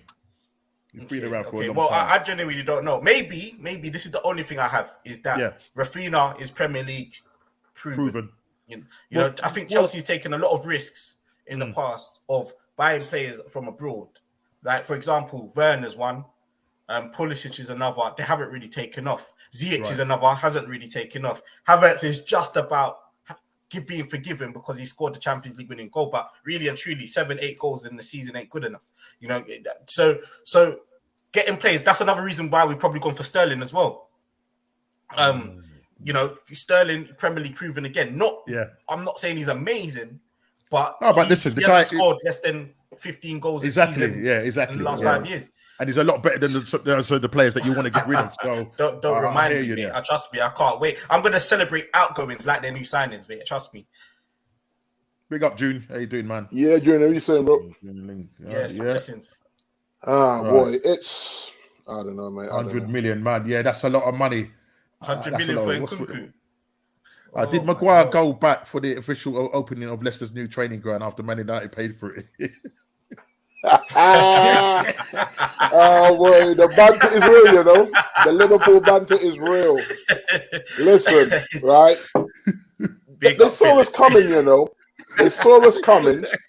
And this is what I'm trying to say about whoever just put in there about Ed Woodward not around to defend himself. Ed Woodward got no business doing transfers at Old Trafford. He's a commercial man. Stay in your lane. And you have to remember as well, we took so long to get a director of football, Norm. When all the big clubs had it, we were still operating without a director of football. And it tells you everything you need to know about the arrogance of these bankers. You know what I'm saying? And I'm saying bankers, people. I'm not cussing it. Bankers, me. Right? Well, there was a report that came out. Yeah. Okay, since we're back at Man United, that Haaland would have chosen Man United. However, he was unimpressed with the project. Now, to think that you could have beaten your rivals in City, if you can call them that at the moment, I think they're kind of clear current football, not historically. Currently. To think that you could have beaten your rivals to probably one of the best strikers on the market right now. The man's an animal because of the project, the same project that Man United fans, not UD, but a lot of my Man United friends tell me about the project. The fact that he's unimpressed with it, I think you should just scrap and start again completely. Start again. But as this is the rebuild of the rebuild of the rebuild. We replaced the interim with the interim.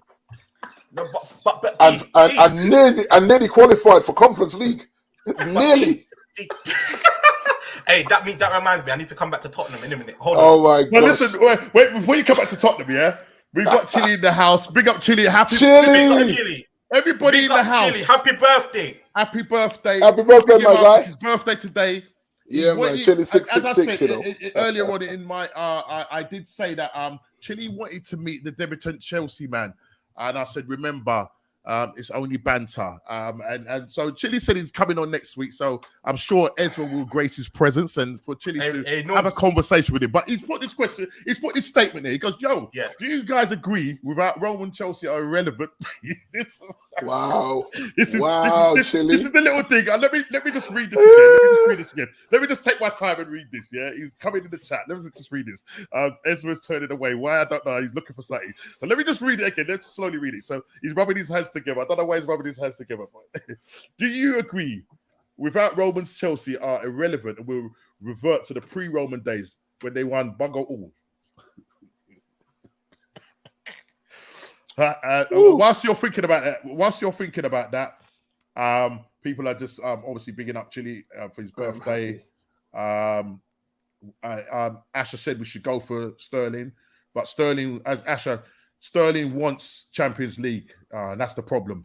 Yeah, we was linked with him a few seasons ago, but he wants Champions League. That's the issue that we've got. Right, yeah. Craig's just talking about the more like all for nothing, yeah, and just bigging you up. So let's go back to this statement here. So you would like to comment on that, Ezra, in short? Right. Listen. There's got to be a face-to-face next week. There has to be a face-to-face. Chili, you coming on? I think Chili's gonna come on in a minute. That's all right. But I did send him the link. He's itching. I don't know. He may come on. Chili. He may not. We'll wait and see. Without my mum and dad, I'd be irrelevant as well. Do you get what I'm saying? Listen, it's one of them ones. It's a sideways point. I think it's cheeky for Tottenham to talk about winning anything. I think it's very cheeky.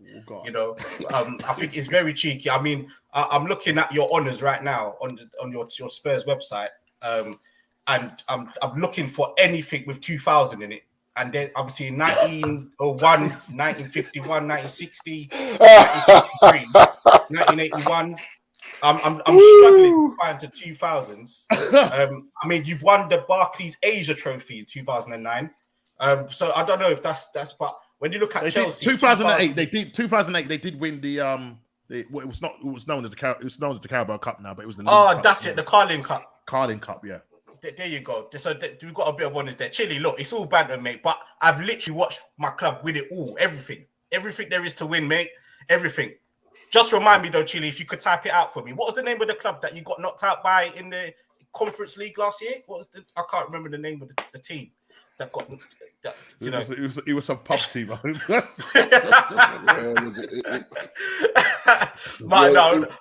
We won't go too hard on your birthday, Chili. I'm looking forward to speaking to you. This would be really, really fruity if you was on it. Oh yeah, definitely. I'm sure the people in the comments will be looking forward to Chili having a conversation with a debutant Chelsea supporter, Mr. Ezra. So listen, let's move on. We're running. Just want to go onto the subject of Gabriel. Obviously, we've got the man over the line, Gabriel's Jesus. And I said, brilliant. Jesus turned water into wine. Can Gabriel turn Arsenal into challenging for the title? Now, listen, I put that there because, mate, it was a miracle that Jesus did, but I tell you, it's going to take a miracle for Arsenal to turn us into any kind of challenge. Listen, we've got him in. Gabriel, listen, when he was playing for Man City, he scored 95 goals in 236 appearances in all competitions. And just reading off this, he says, Z Roberto believes that it should have been more. The circumstances at City says that has not been able to let Jesus truly thrive. Obviously, a lot of that was coming off the bench. Now that he's coming to Arsenal, he's going to have that chance. He's kind of like, he can play either across the front line, basically. He can play across the front line. Listen, he's actual, in terms of his goal ratio, he's actually, per minute, he's actually lies seventh. Sorry, he lies seventh, which is not bad. Every 160 minutes, yeah? The top guy is obviously Sergio Aguero, every 107 minutes. You got followed by Mo Salah, Harry Kane, Cristiano Ronaldo, and Pierre-Emerick Aubameyang and Jamie Vardy. So he's up there. He's up there. So he can score goals, but I think if he's given more of a chance and a run in the team, he will get us goals. But we're going to need the players, the creativity for that to happen. And Arsenal, as you said, we do create. We're trying to emulate City, but I look at City and I look at their the way they keep the ball. They can control the ball. They play what I watch Barcelona and I think they play simplistic football, triangles. Yeah, it's one touch, two touch, and it's gone. Yeah. You know what I mean? Right. And they literally just move up the field like that. You know what I mean? And they play simplistic football, but a very effective football. I think in the early days with Arteta coming in, he tried to be too complicated, playing out the back, got the wrong players that couldn't play out the back. Yeah, and so therefore he's probably gone for the likes of Ben White, who's a ball-playing centre back. Saliba coming in is a ball-playing centre back. As you alluded, Gabriel, obviously, he's a defender. Do you know what I mean? So we'll see what happens there. But can he help us challenge? And to be perfectly honest, I would like to say yes, but realistically, I don't think he's gonna get us challenging. He possibly may get us into the top 4, but I think we still need the likes of Tielemans in there, an upgrade on Granit Xhaka. Looks like we've missed out on Rafinha. Never know. Todd Bowley might turn around and say to him, "Listen, bro, you're taking too long, and we may jump back in." We'll see we'll see what happens when it comes to that. So, what are your thoughts on that, guys? I think that's probably our last. We kind of talked about the transfer rumors and stuff like that, so we've covered that. Yeah. So, what are your thoughts on that? Like that. Look, Jesus is not going to score you 25, 30 goals a season. Would you say 15 to 20 if he's getting a run? I kind of see him sort of like a Firmino type player, just connecting your attack together even more. Because he's not a natural 9 as such. Right. But he's so technically good that he can run at a man, he can find a pass, and he can finish as well. So I think he's gonna actually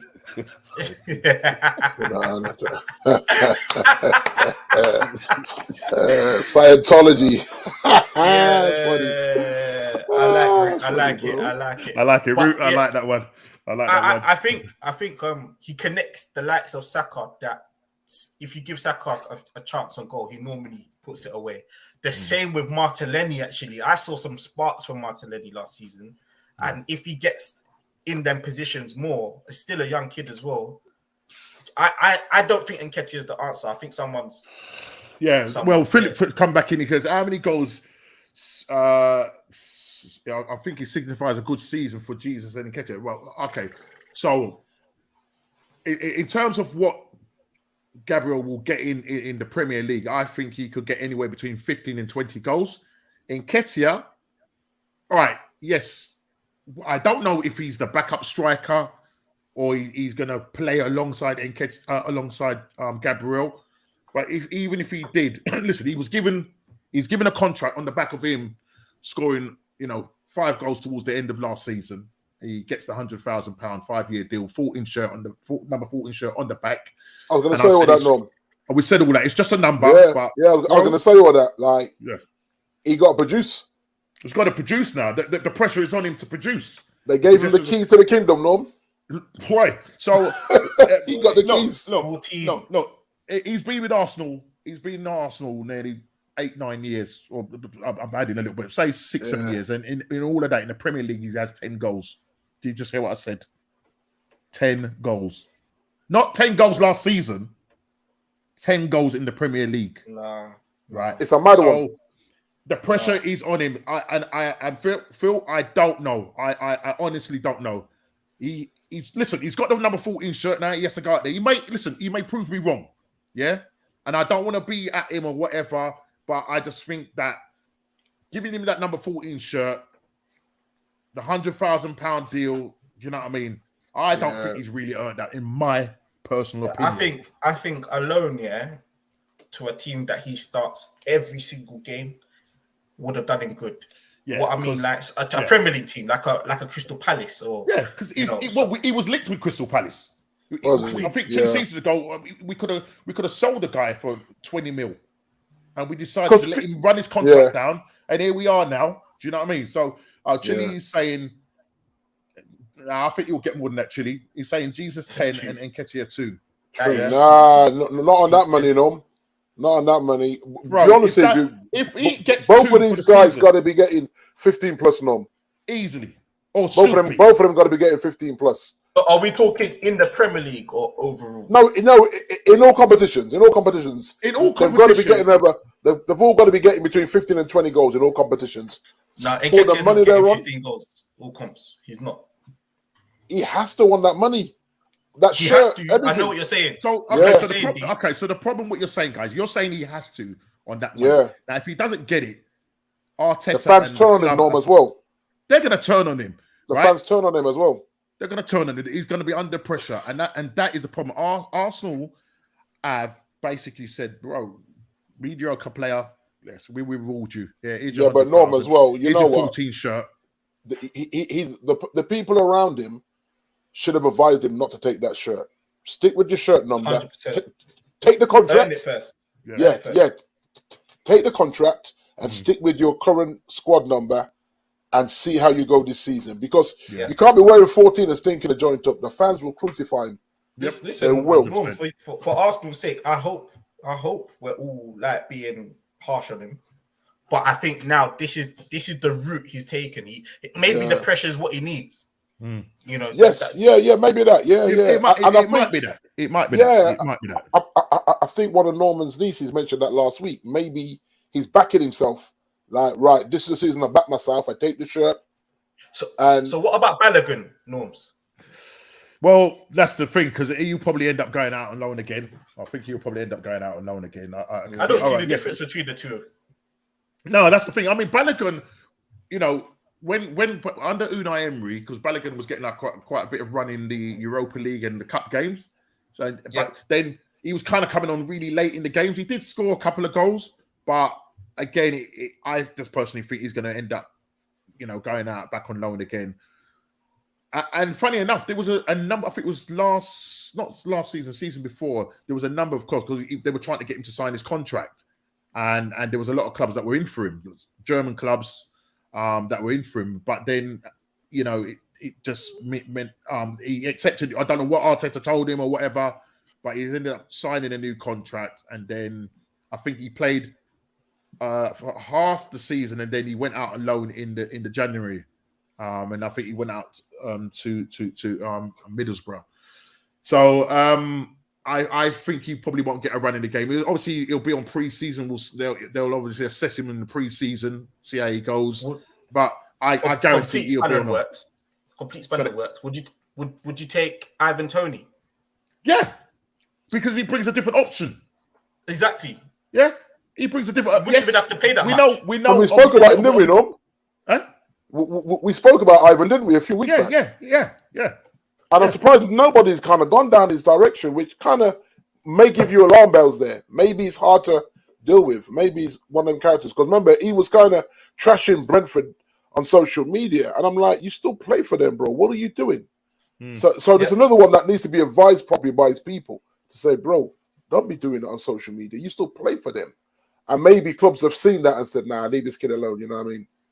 He might have shot himself in the foot with some of the antics last season. That's the only thing, But you know, he would be for me a great addition. I don't think he'd be someone that you can bring on a different option, a plan B, because you know Arsenal, which is it's the madness. When we had Giroud, I mean, I think he was a great hold-up player, linked up really well. Yeah, absolutely. Listen, he went to you guys, Obviously, he scorned us when he won the Europa League on the coach. So, you know, I mean, I got little hard feelings there for him. But listen, you know, we need somebody that's going to be able to hold the ball up, head the ball, and Ivan Toney would be that sort of player to do that. So that's my point, because at the moment with Jesus and Nketiah, I think they're similar players, but Jesus is obviously played at a higher level for a more consistent time. But really, when you put into the attributes, you would say actually their physique is similar. They both like the ball at their feet. They both are kind of that in and out player. I think before the end of the transfer window, this may well be on your agenda.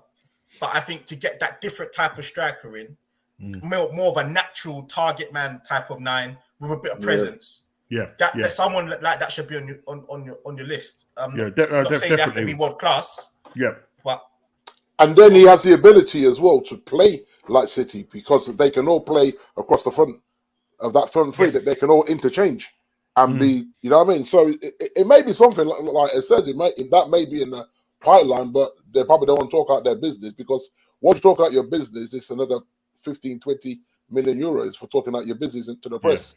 So if they can do that on the quiet and then suddenly we just see that, we see the man holding up a shirt, be like, rah, they're done a thing there. Because, like I say, I am surprised. Even us, because this is my thing. There's rumours that a lot of that current squad at Old Trafford don't want Mason back, even if he's acquitted.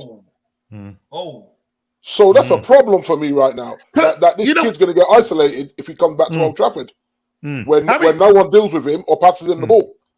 You know, how many strikers in terms of like with the competition that we're in, Champions League, obviously, Ezra, and we're in the Europa League. And obviously, you need a squad, and you know we know that the new Premier League thing now is that we can have 5 substitutes now. So I really don't like that, Norm. Listen, I think it kills it, man. It kills it, but it's happened now. So you have to. The way I look at it is, listen, you just got to go with the flow. It's a poor decision, but for the likes of the top 6, 7 teams, they have to take advantage of that in terms of the likes of Liverpool's and Man City, Chelsea, and then obviously clubs like you need a big squad, and for the amount of games that you're playing, because you've got the Carabao Cup, you've got the FA Cup, Europa. And obviously the Champions League and whatever. So, but in terms of strikers, how many strikers do you think we need? Because we're looking at currently we've got. If you're talking about strikers, it's Eddie Nketiah and Gabriel. All right. Do we need another striker? I think we need another striker. Yeah, you do. Yeah. And if we do go for another striker, as you said, you go for that kind of striker, a target man. That's right. Yeah, don't go and get another player similar, because what Arteta's trying to do is trying to buy players, like a lot of attacking players, and hoping that, because Man City play with about an out striker, they play that false 9, so they get goals from everywhere, and I think that's what Arsenal are trying to emulate as well, but we're not as good as Man City, so you know what I mean. But I think we should come with something a little bit different. Now that Man City have got in Haaland and Liverpool have got in Núñez, they've now got their plan B. And I know it sounds crazy because they're going to start, but you get what I'm trying to say. But do they though? But do they? Well, because you have to remember that both of these managers are good to just pull a madness, and everyone goes to put these guys in the fantasy league, and and he benches them and says, "Yeah, man, I'm gonna take my time and bed them in." What's going on here? Sorry, 9 Hag, you you know what 9 Harry is, Winks for 45 million. 9 Hag. That's something Man United will do. Harry Winks, he's trying to yeah, never mind. I'm leaving Chili B. He's not here to defend himself in the flesh. Yeah, it's true. But didn't respond to me earlier. I mean, Harry Winks, come on, stop that. Because this what I don't want is rejects. I want players with ambition, right? Because we've been punked enough. Like Phil just reminded me about, did Harry go and look at the new thing he paid for? You know what I mean, from his price tag. And I hope he did go and look at it. And then hopefully that has him thinking on his honeymoon that actually I hope Leicester up. It's time to deliver for the Man United fans now. Let's see. Let's see. I'd like to say clean slate. They've all got a clean slate. Whatever we think of them as fans, the new man's come in and he said he's willing to give everybody a chance on the training field to prove what he witnessed at Crystal Palace at the end of the season was just a bad day at the office where they all had tummy bugs or whatever, because that was an utter disgrace. And you did that in front of your new manager in the stadium. Let's not forget that. He was there, they knew he was there, and they still performed like that for Wreck-It Ralph. So I'm like, nah, man. And Brighton had to come off the beach to spare our blushes from playing, playing Conference League. You know what I mean? You have to remember, Tottenham dived out the Conference League so quick last season. They were like, nah. We ain't playing on the artificial pitch and getting injuries for fun. We good out here. And look, they got top 4. It worked for them. Oh yeah, pulling that stunt worked for them. So So I mean, listen, they've got and they've got Conte as well. Right? No. I think next season Tottenham will break Conte. They'll break him. You think? Next season, Conte is going to start questioning himself, but he needs to understand it's just Spurs. You know, Anthony Joshua went to that stadium and he's questioning himself. Stop winding up, Chili. Yo, stop winding up, Chili, brother. Oh man, that's funny. As one would say, you're just calm, just behave yourself. Yeah. No, but I say this to all my friends. I'm just expressing it here. I genuinely think Spurs. Anyway, let's leave it. Okay, no. One valid point though. I think Haaland next season could be a hit or miss. That's an honest opinion, because his hold-up play isn't amazing. Yeah, and as we've said, Man City is used to playing without that natural 9. Aguero's interlink play was great. Yes, keeping the football. Aguero's interlink play was great. Jesus was very good as well. Arsenal's going to see that next season. But he's kind of like that last touch of the ball sort of striker. I think there could be a lot. Yeah. I hear what you're saying. Yeah, I mean, because he's going to have to adapt to the way Man City play that almost ticky-tacky football. Do you know what I mean? Yeah. So he's not going to be. He won't be involved in the build-up or anything like that. Yeah, he just got to get on the end of it. He just got to get on the end of it. But that changes City's build-up. It does. Yeah. And I think a lot of people question that bar, because of the way Pep plays. But maybe Pep thinks that he needs a solid option B to win Champions League, where you just but he doesn't even really have an option A, because now that Jesus is gone, there's no actually natural striker for. There isn't. You're right. City. You're right. Yeah. There's no one. There's no one now. And Sterling wants out as well. Sterling's on his way. I actually think that's a mistake to let them both go. If he lets them both go, I think it's a huge mistake. Yeah. Same. Yeah. Same. I said to Phil, that's in the chat now about Danny Ings, but I said to Phil in a phone call that I felt they should have gave Mane his money. Because I think it changes the dynamics. I think it changes the dynamics of Liverpool without Mane. He brings so much more to the team than just goals. But you know what? Time will tell. You know what I mean? They have the Nunes guy. Going to be spicy next season. And the pressure that Nunes is under now, because they had Mane. So you come in and replace Mane. What you got, son? Because Liverpool fans will start questioning him 5-6 games in. If he's a bit nervous there, they're going to start questioning this man. Say, we had Mane. What's this guy doing? We had Mane. Danny Ings. He's saying, well, Danny Ings for Arsenal. Danny. Do you know what? I just think he's too injury prone for me. But is he better than Danny Welbeck? Is he clinic? Eh? Is he better than Danny Welbeck? Welbeck. Yeah. He certainly is. There's two daddies, you know what I mean? Just leave the daddies alone. Old Danny boy. Leave the daddies alone, mate. Arteta hopes that. But hope isn't a strategy in business. In any business, you have to know your market. I don't trust that Arteta does. Why should I'm saying why should I? Because he sat next to Pep. Next to Pep. That's what I'm going to say. I said the man, as I said in some streams ago. Yeah, the man should be putting out cones on the motorway. Yeah. That's his upgrade. That crazy on the motorway, you don't know. Right. You know what I mean? Yeah, so bro, that's low, bro. Listen, I don't business. Yeah, I don't business. I actually don't business. Yeah. But listen, as I said, look, Gabriel's come. Hopefully, we will get some other signings in. We've lost out. Looks like we've lost out on Rafinha. I'm hearing possibly in the chat saying we've possibly lost out on Lissandro Martinez. He could be going to you guys because I know you guys were linked with what's that defender, but he doesn't want to come to you, D. That's why you're going for Lissandro Martinez as the option.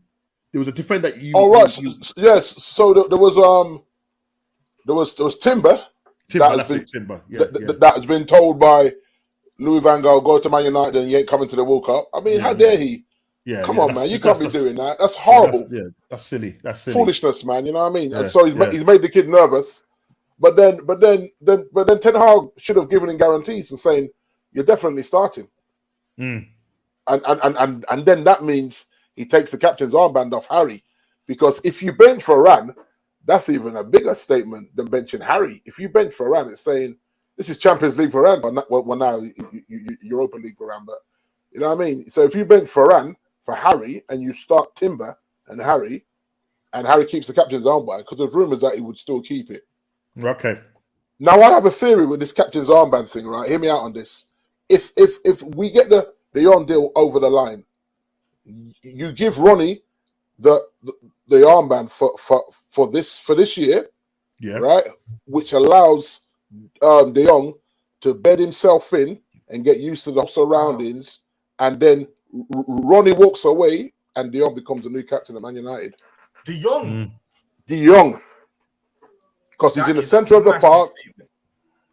But what he does, he has a whole season to bed in, because Ron is the captain for this season.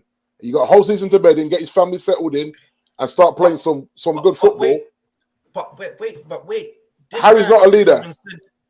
I know. I wouldn't debate Harry should have it. Yeah. De Jong he hasn't even said he's even wants to come to Man United. How can he become the captain the season after, D? No, but this is the thing, right? I think behind closed doors, I think he has. Because if he hasn't said to Ten Hag, listen, man, what's going on here at Barcelona? It's murky now, and yeah, I'm gonna come. If he hasn't said that, why are we still chasing him? Because if that's the case, right? If that's the case, we really are a train crash. If we are chasing a man that is still hoping that Barcelona hit the lottery so they can afford to keep him, then I worry for us. I think he is, because the truth is he doesn't have to say anything, but he is talking a lot. You know, if you want the move and you don't want to upset no one, the best thing to do is just to stay quiet. You know, but I think he's trying to have his cake and eat it, which is exactly it's dangerous. Because then because he's in danger of coming and underperforming, and the fans, I mean, this is 70,000 crucifying you every home game.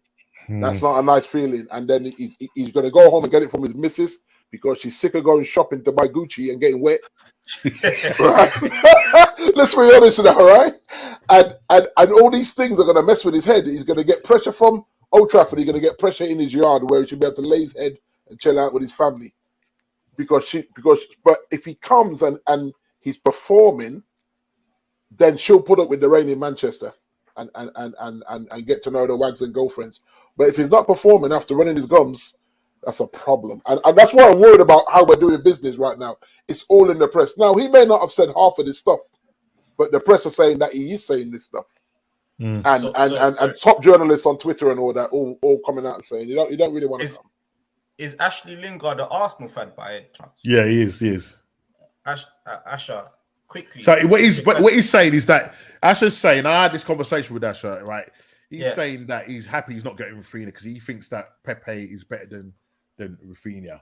So and it'd be nice. It'd be nice, Asher, to put in the reason why you think Pepe is better than Rafinha, and you know, and obviously Ez wants to kind of take you up on that.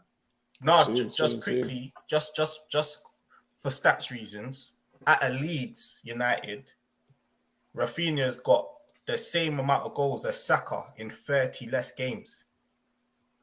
Now, in 30 less games, that's almost a season. If you test 38 games in a season, 30 less games, same amount of goals. I can't say he's not a good player, or if Pepe is better.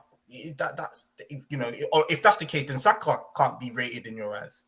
And if that's what the basis that we're going on, I think Rafinha, even more so than Chelsea, I would believe, would have been a great fit. Even more so than my club. I think we have to tweak our system to fit him, where he's a shoe-in for Arsenal. I think that's just a candid way of saying it. And that's just with stats to back it. I mean, listen, because obviously, if he was to come to Arsenal, you know, Saka plays on that right side, but Saka can play on the left. The difference with Rafinha will run at you. Yeah, Rafinha will take you on. That he's very good at that. You know, Saka won't do that. You know what I mean? Saka's more kind of like he picks up the ball and then he cuts back. He doesn't drive into the area. Do you know what I mean? He has to cut back and find the player, which is good. Listen, I'm not going to moan at the guy because he was our highest. Nah, he's close to. Saka's going to the top, mate. Yeah. Saka's going to the top. And Ezra, you ain't getting him. That's all I've got to say. Listen, all right. Yes, I'm jealous. I know you're going to say. Jealous. I know you're going to say about the contract and that. And I think earlier on the chat, Ian said how much are we offering him. And to be honest, I haven't actually followed what he's going to get because nothing to worry about. What I understand. Well, listen, I'm hearing that currently he's on 40 grand. Yeah, that's what I'm hearing he's on.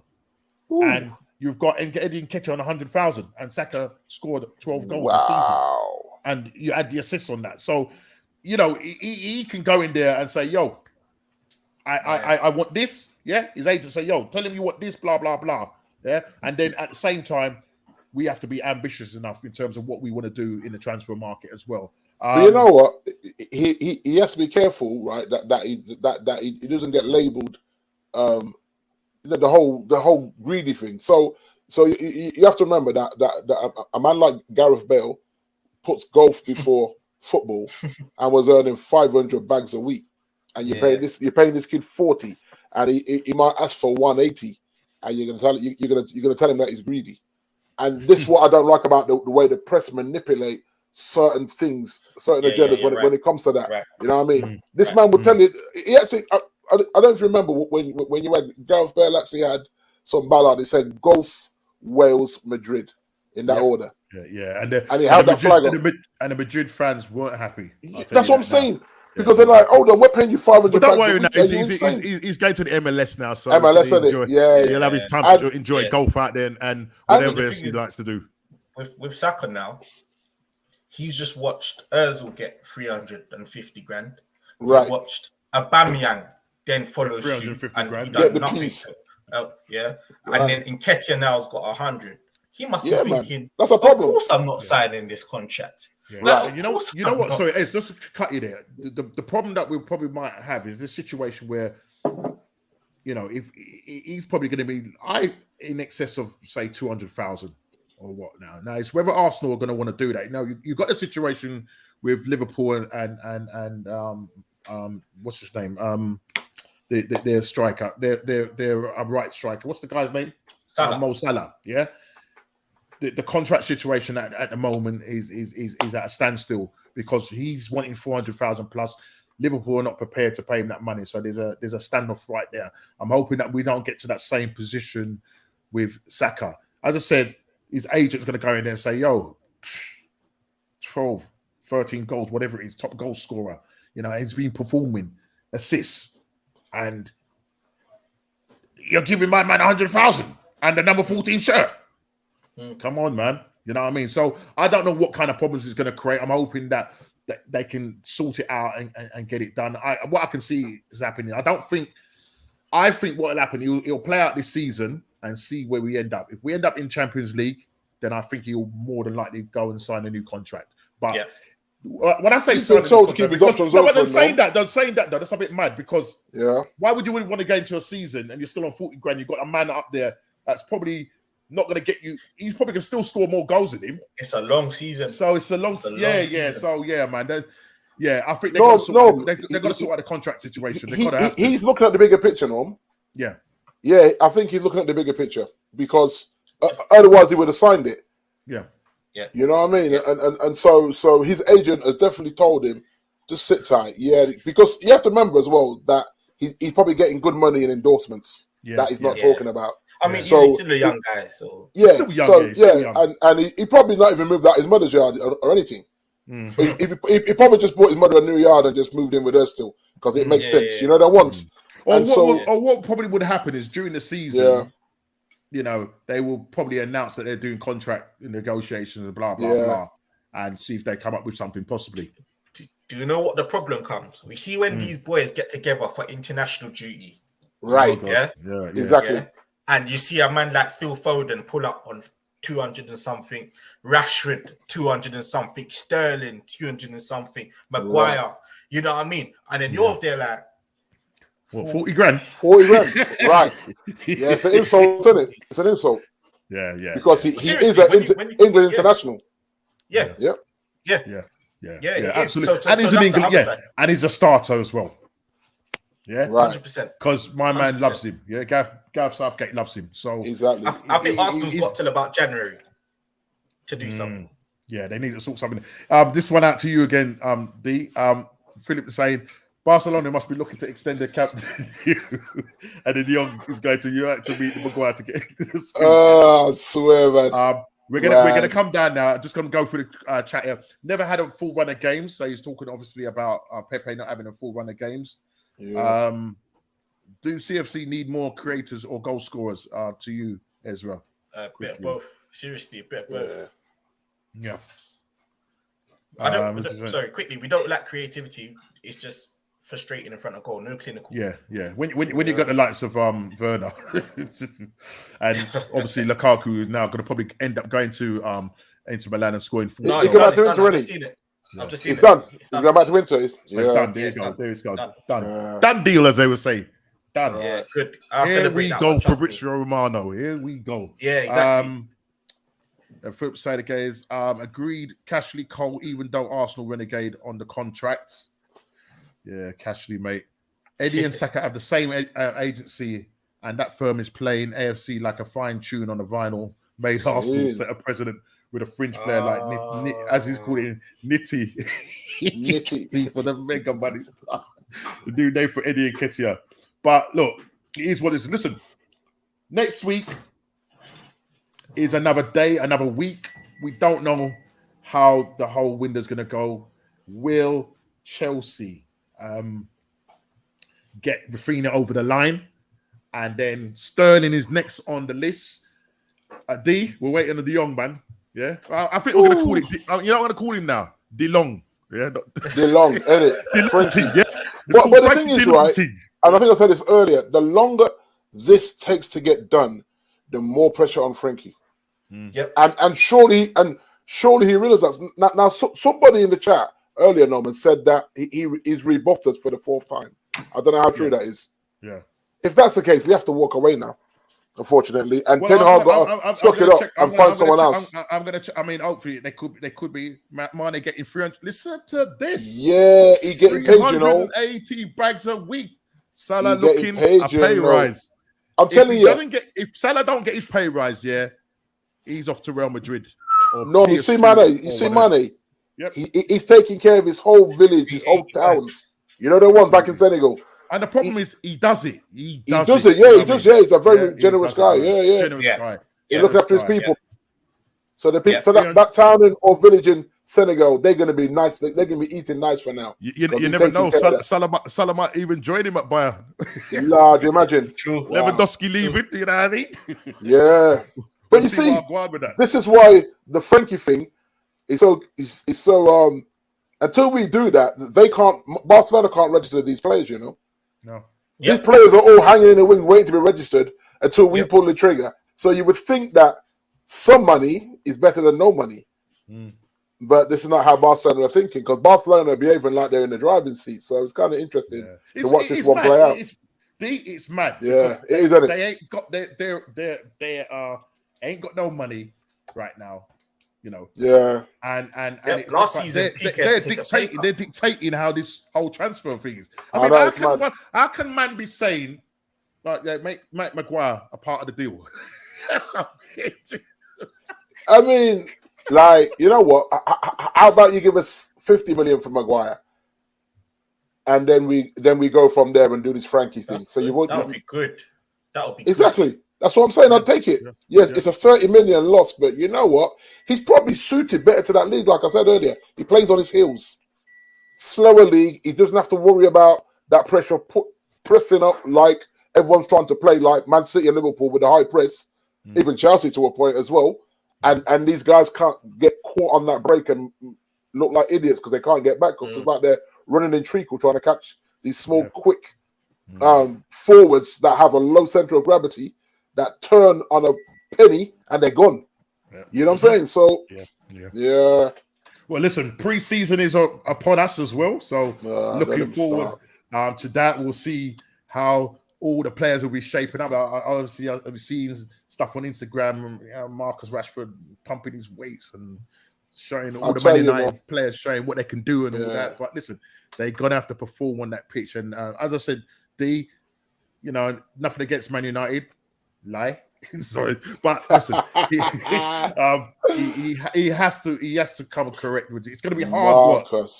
You know what I mean? He's gonna, Listen, respect Ezra like your vibe, brethren. Later, yes, listen, we're signing off right now ourselves. But listen, guys, I want to thank everybody in the chat. To those people that are new that's coming to the chat, big up to you, Philip.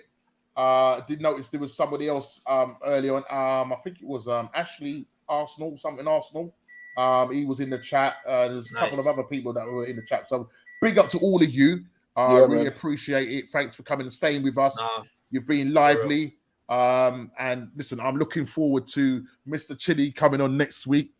Our Chelsea not clinical in front of goal. They bought 100 million striker last week. So he's on you. He's going to bring these facts to you next week. So guys, please tune in next week. I am sure Ezra will be happy. I think he could probably be part of the furniture. He has done a great debut last week, and he's done a second debut this week. So he knows what he's chatting about. I know he likes to rile up a couple of us and likes to troll us. We all get that. So he could be. That's what it's all about. So he's actually bared. He's actually bared his colours. Yeah, he said there has to be some banter, man. There has to be some banter. So Ezra is going to be the one that's going to be trolling a lot of us. So guys, look out for next week. Thank you again to everybody that's in the chat. Listen, please hit the like button, subscribe and share. And again, we'd like to say a big, massive happy birthday to Chili. And also, Chili, just remember... Chili, big up yourself, man. Remember my dad who's not well. Just have him up in prayers. And hopefully I'll be back here next week and having some good news to say, my dad is pulling through and everything. So thank you, guys. Really appreciate it. And I'll see you next week. Take care. God bless. And I will see you on the next What's Going On podcast. Take care.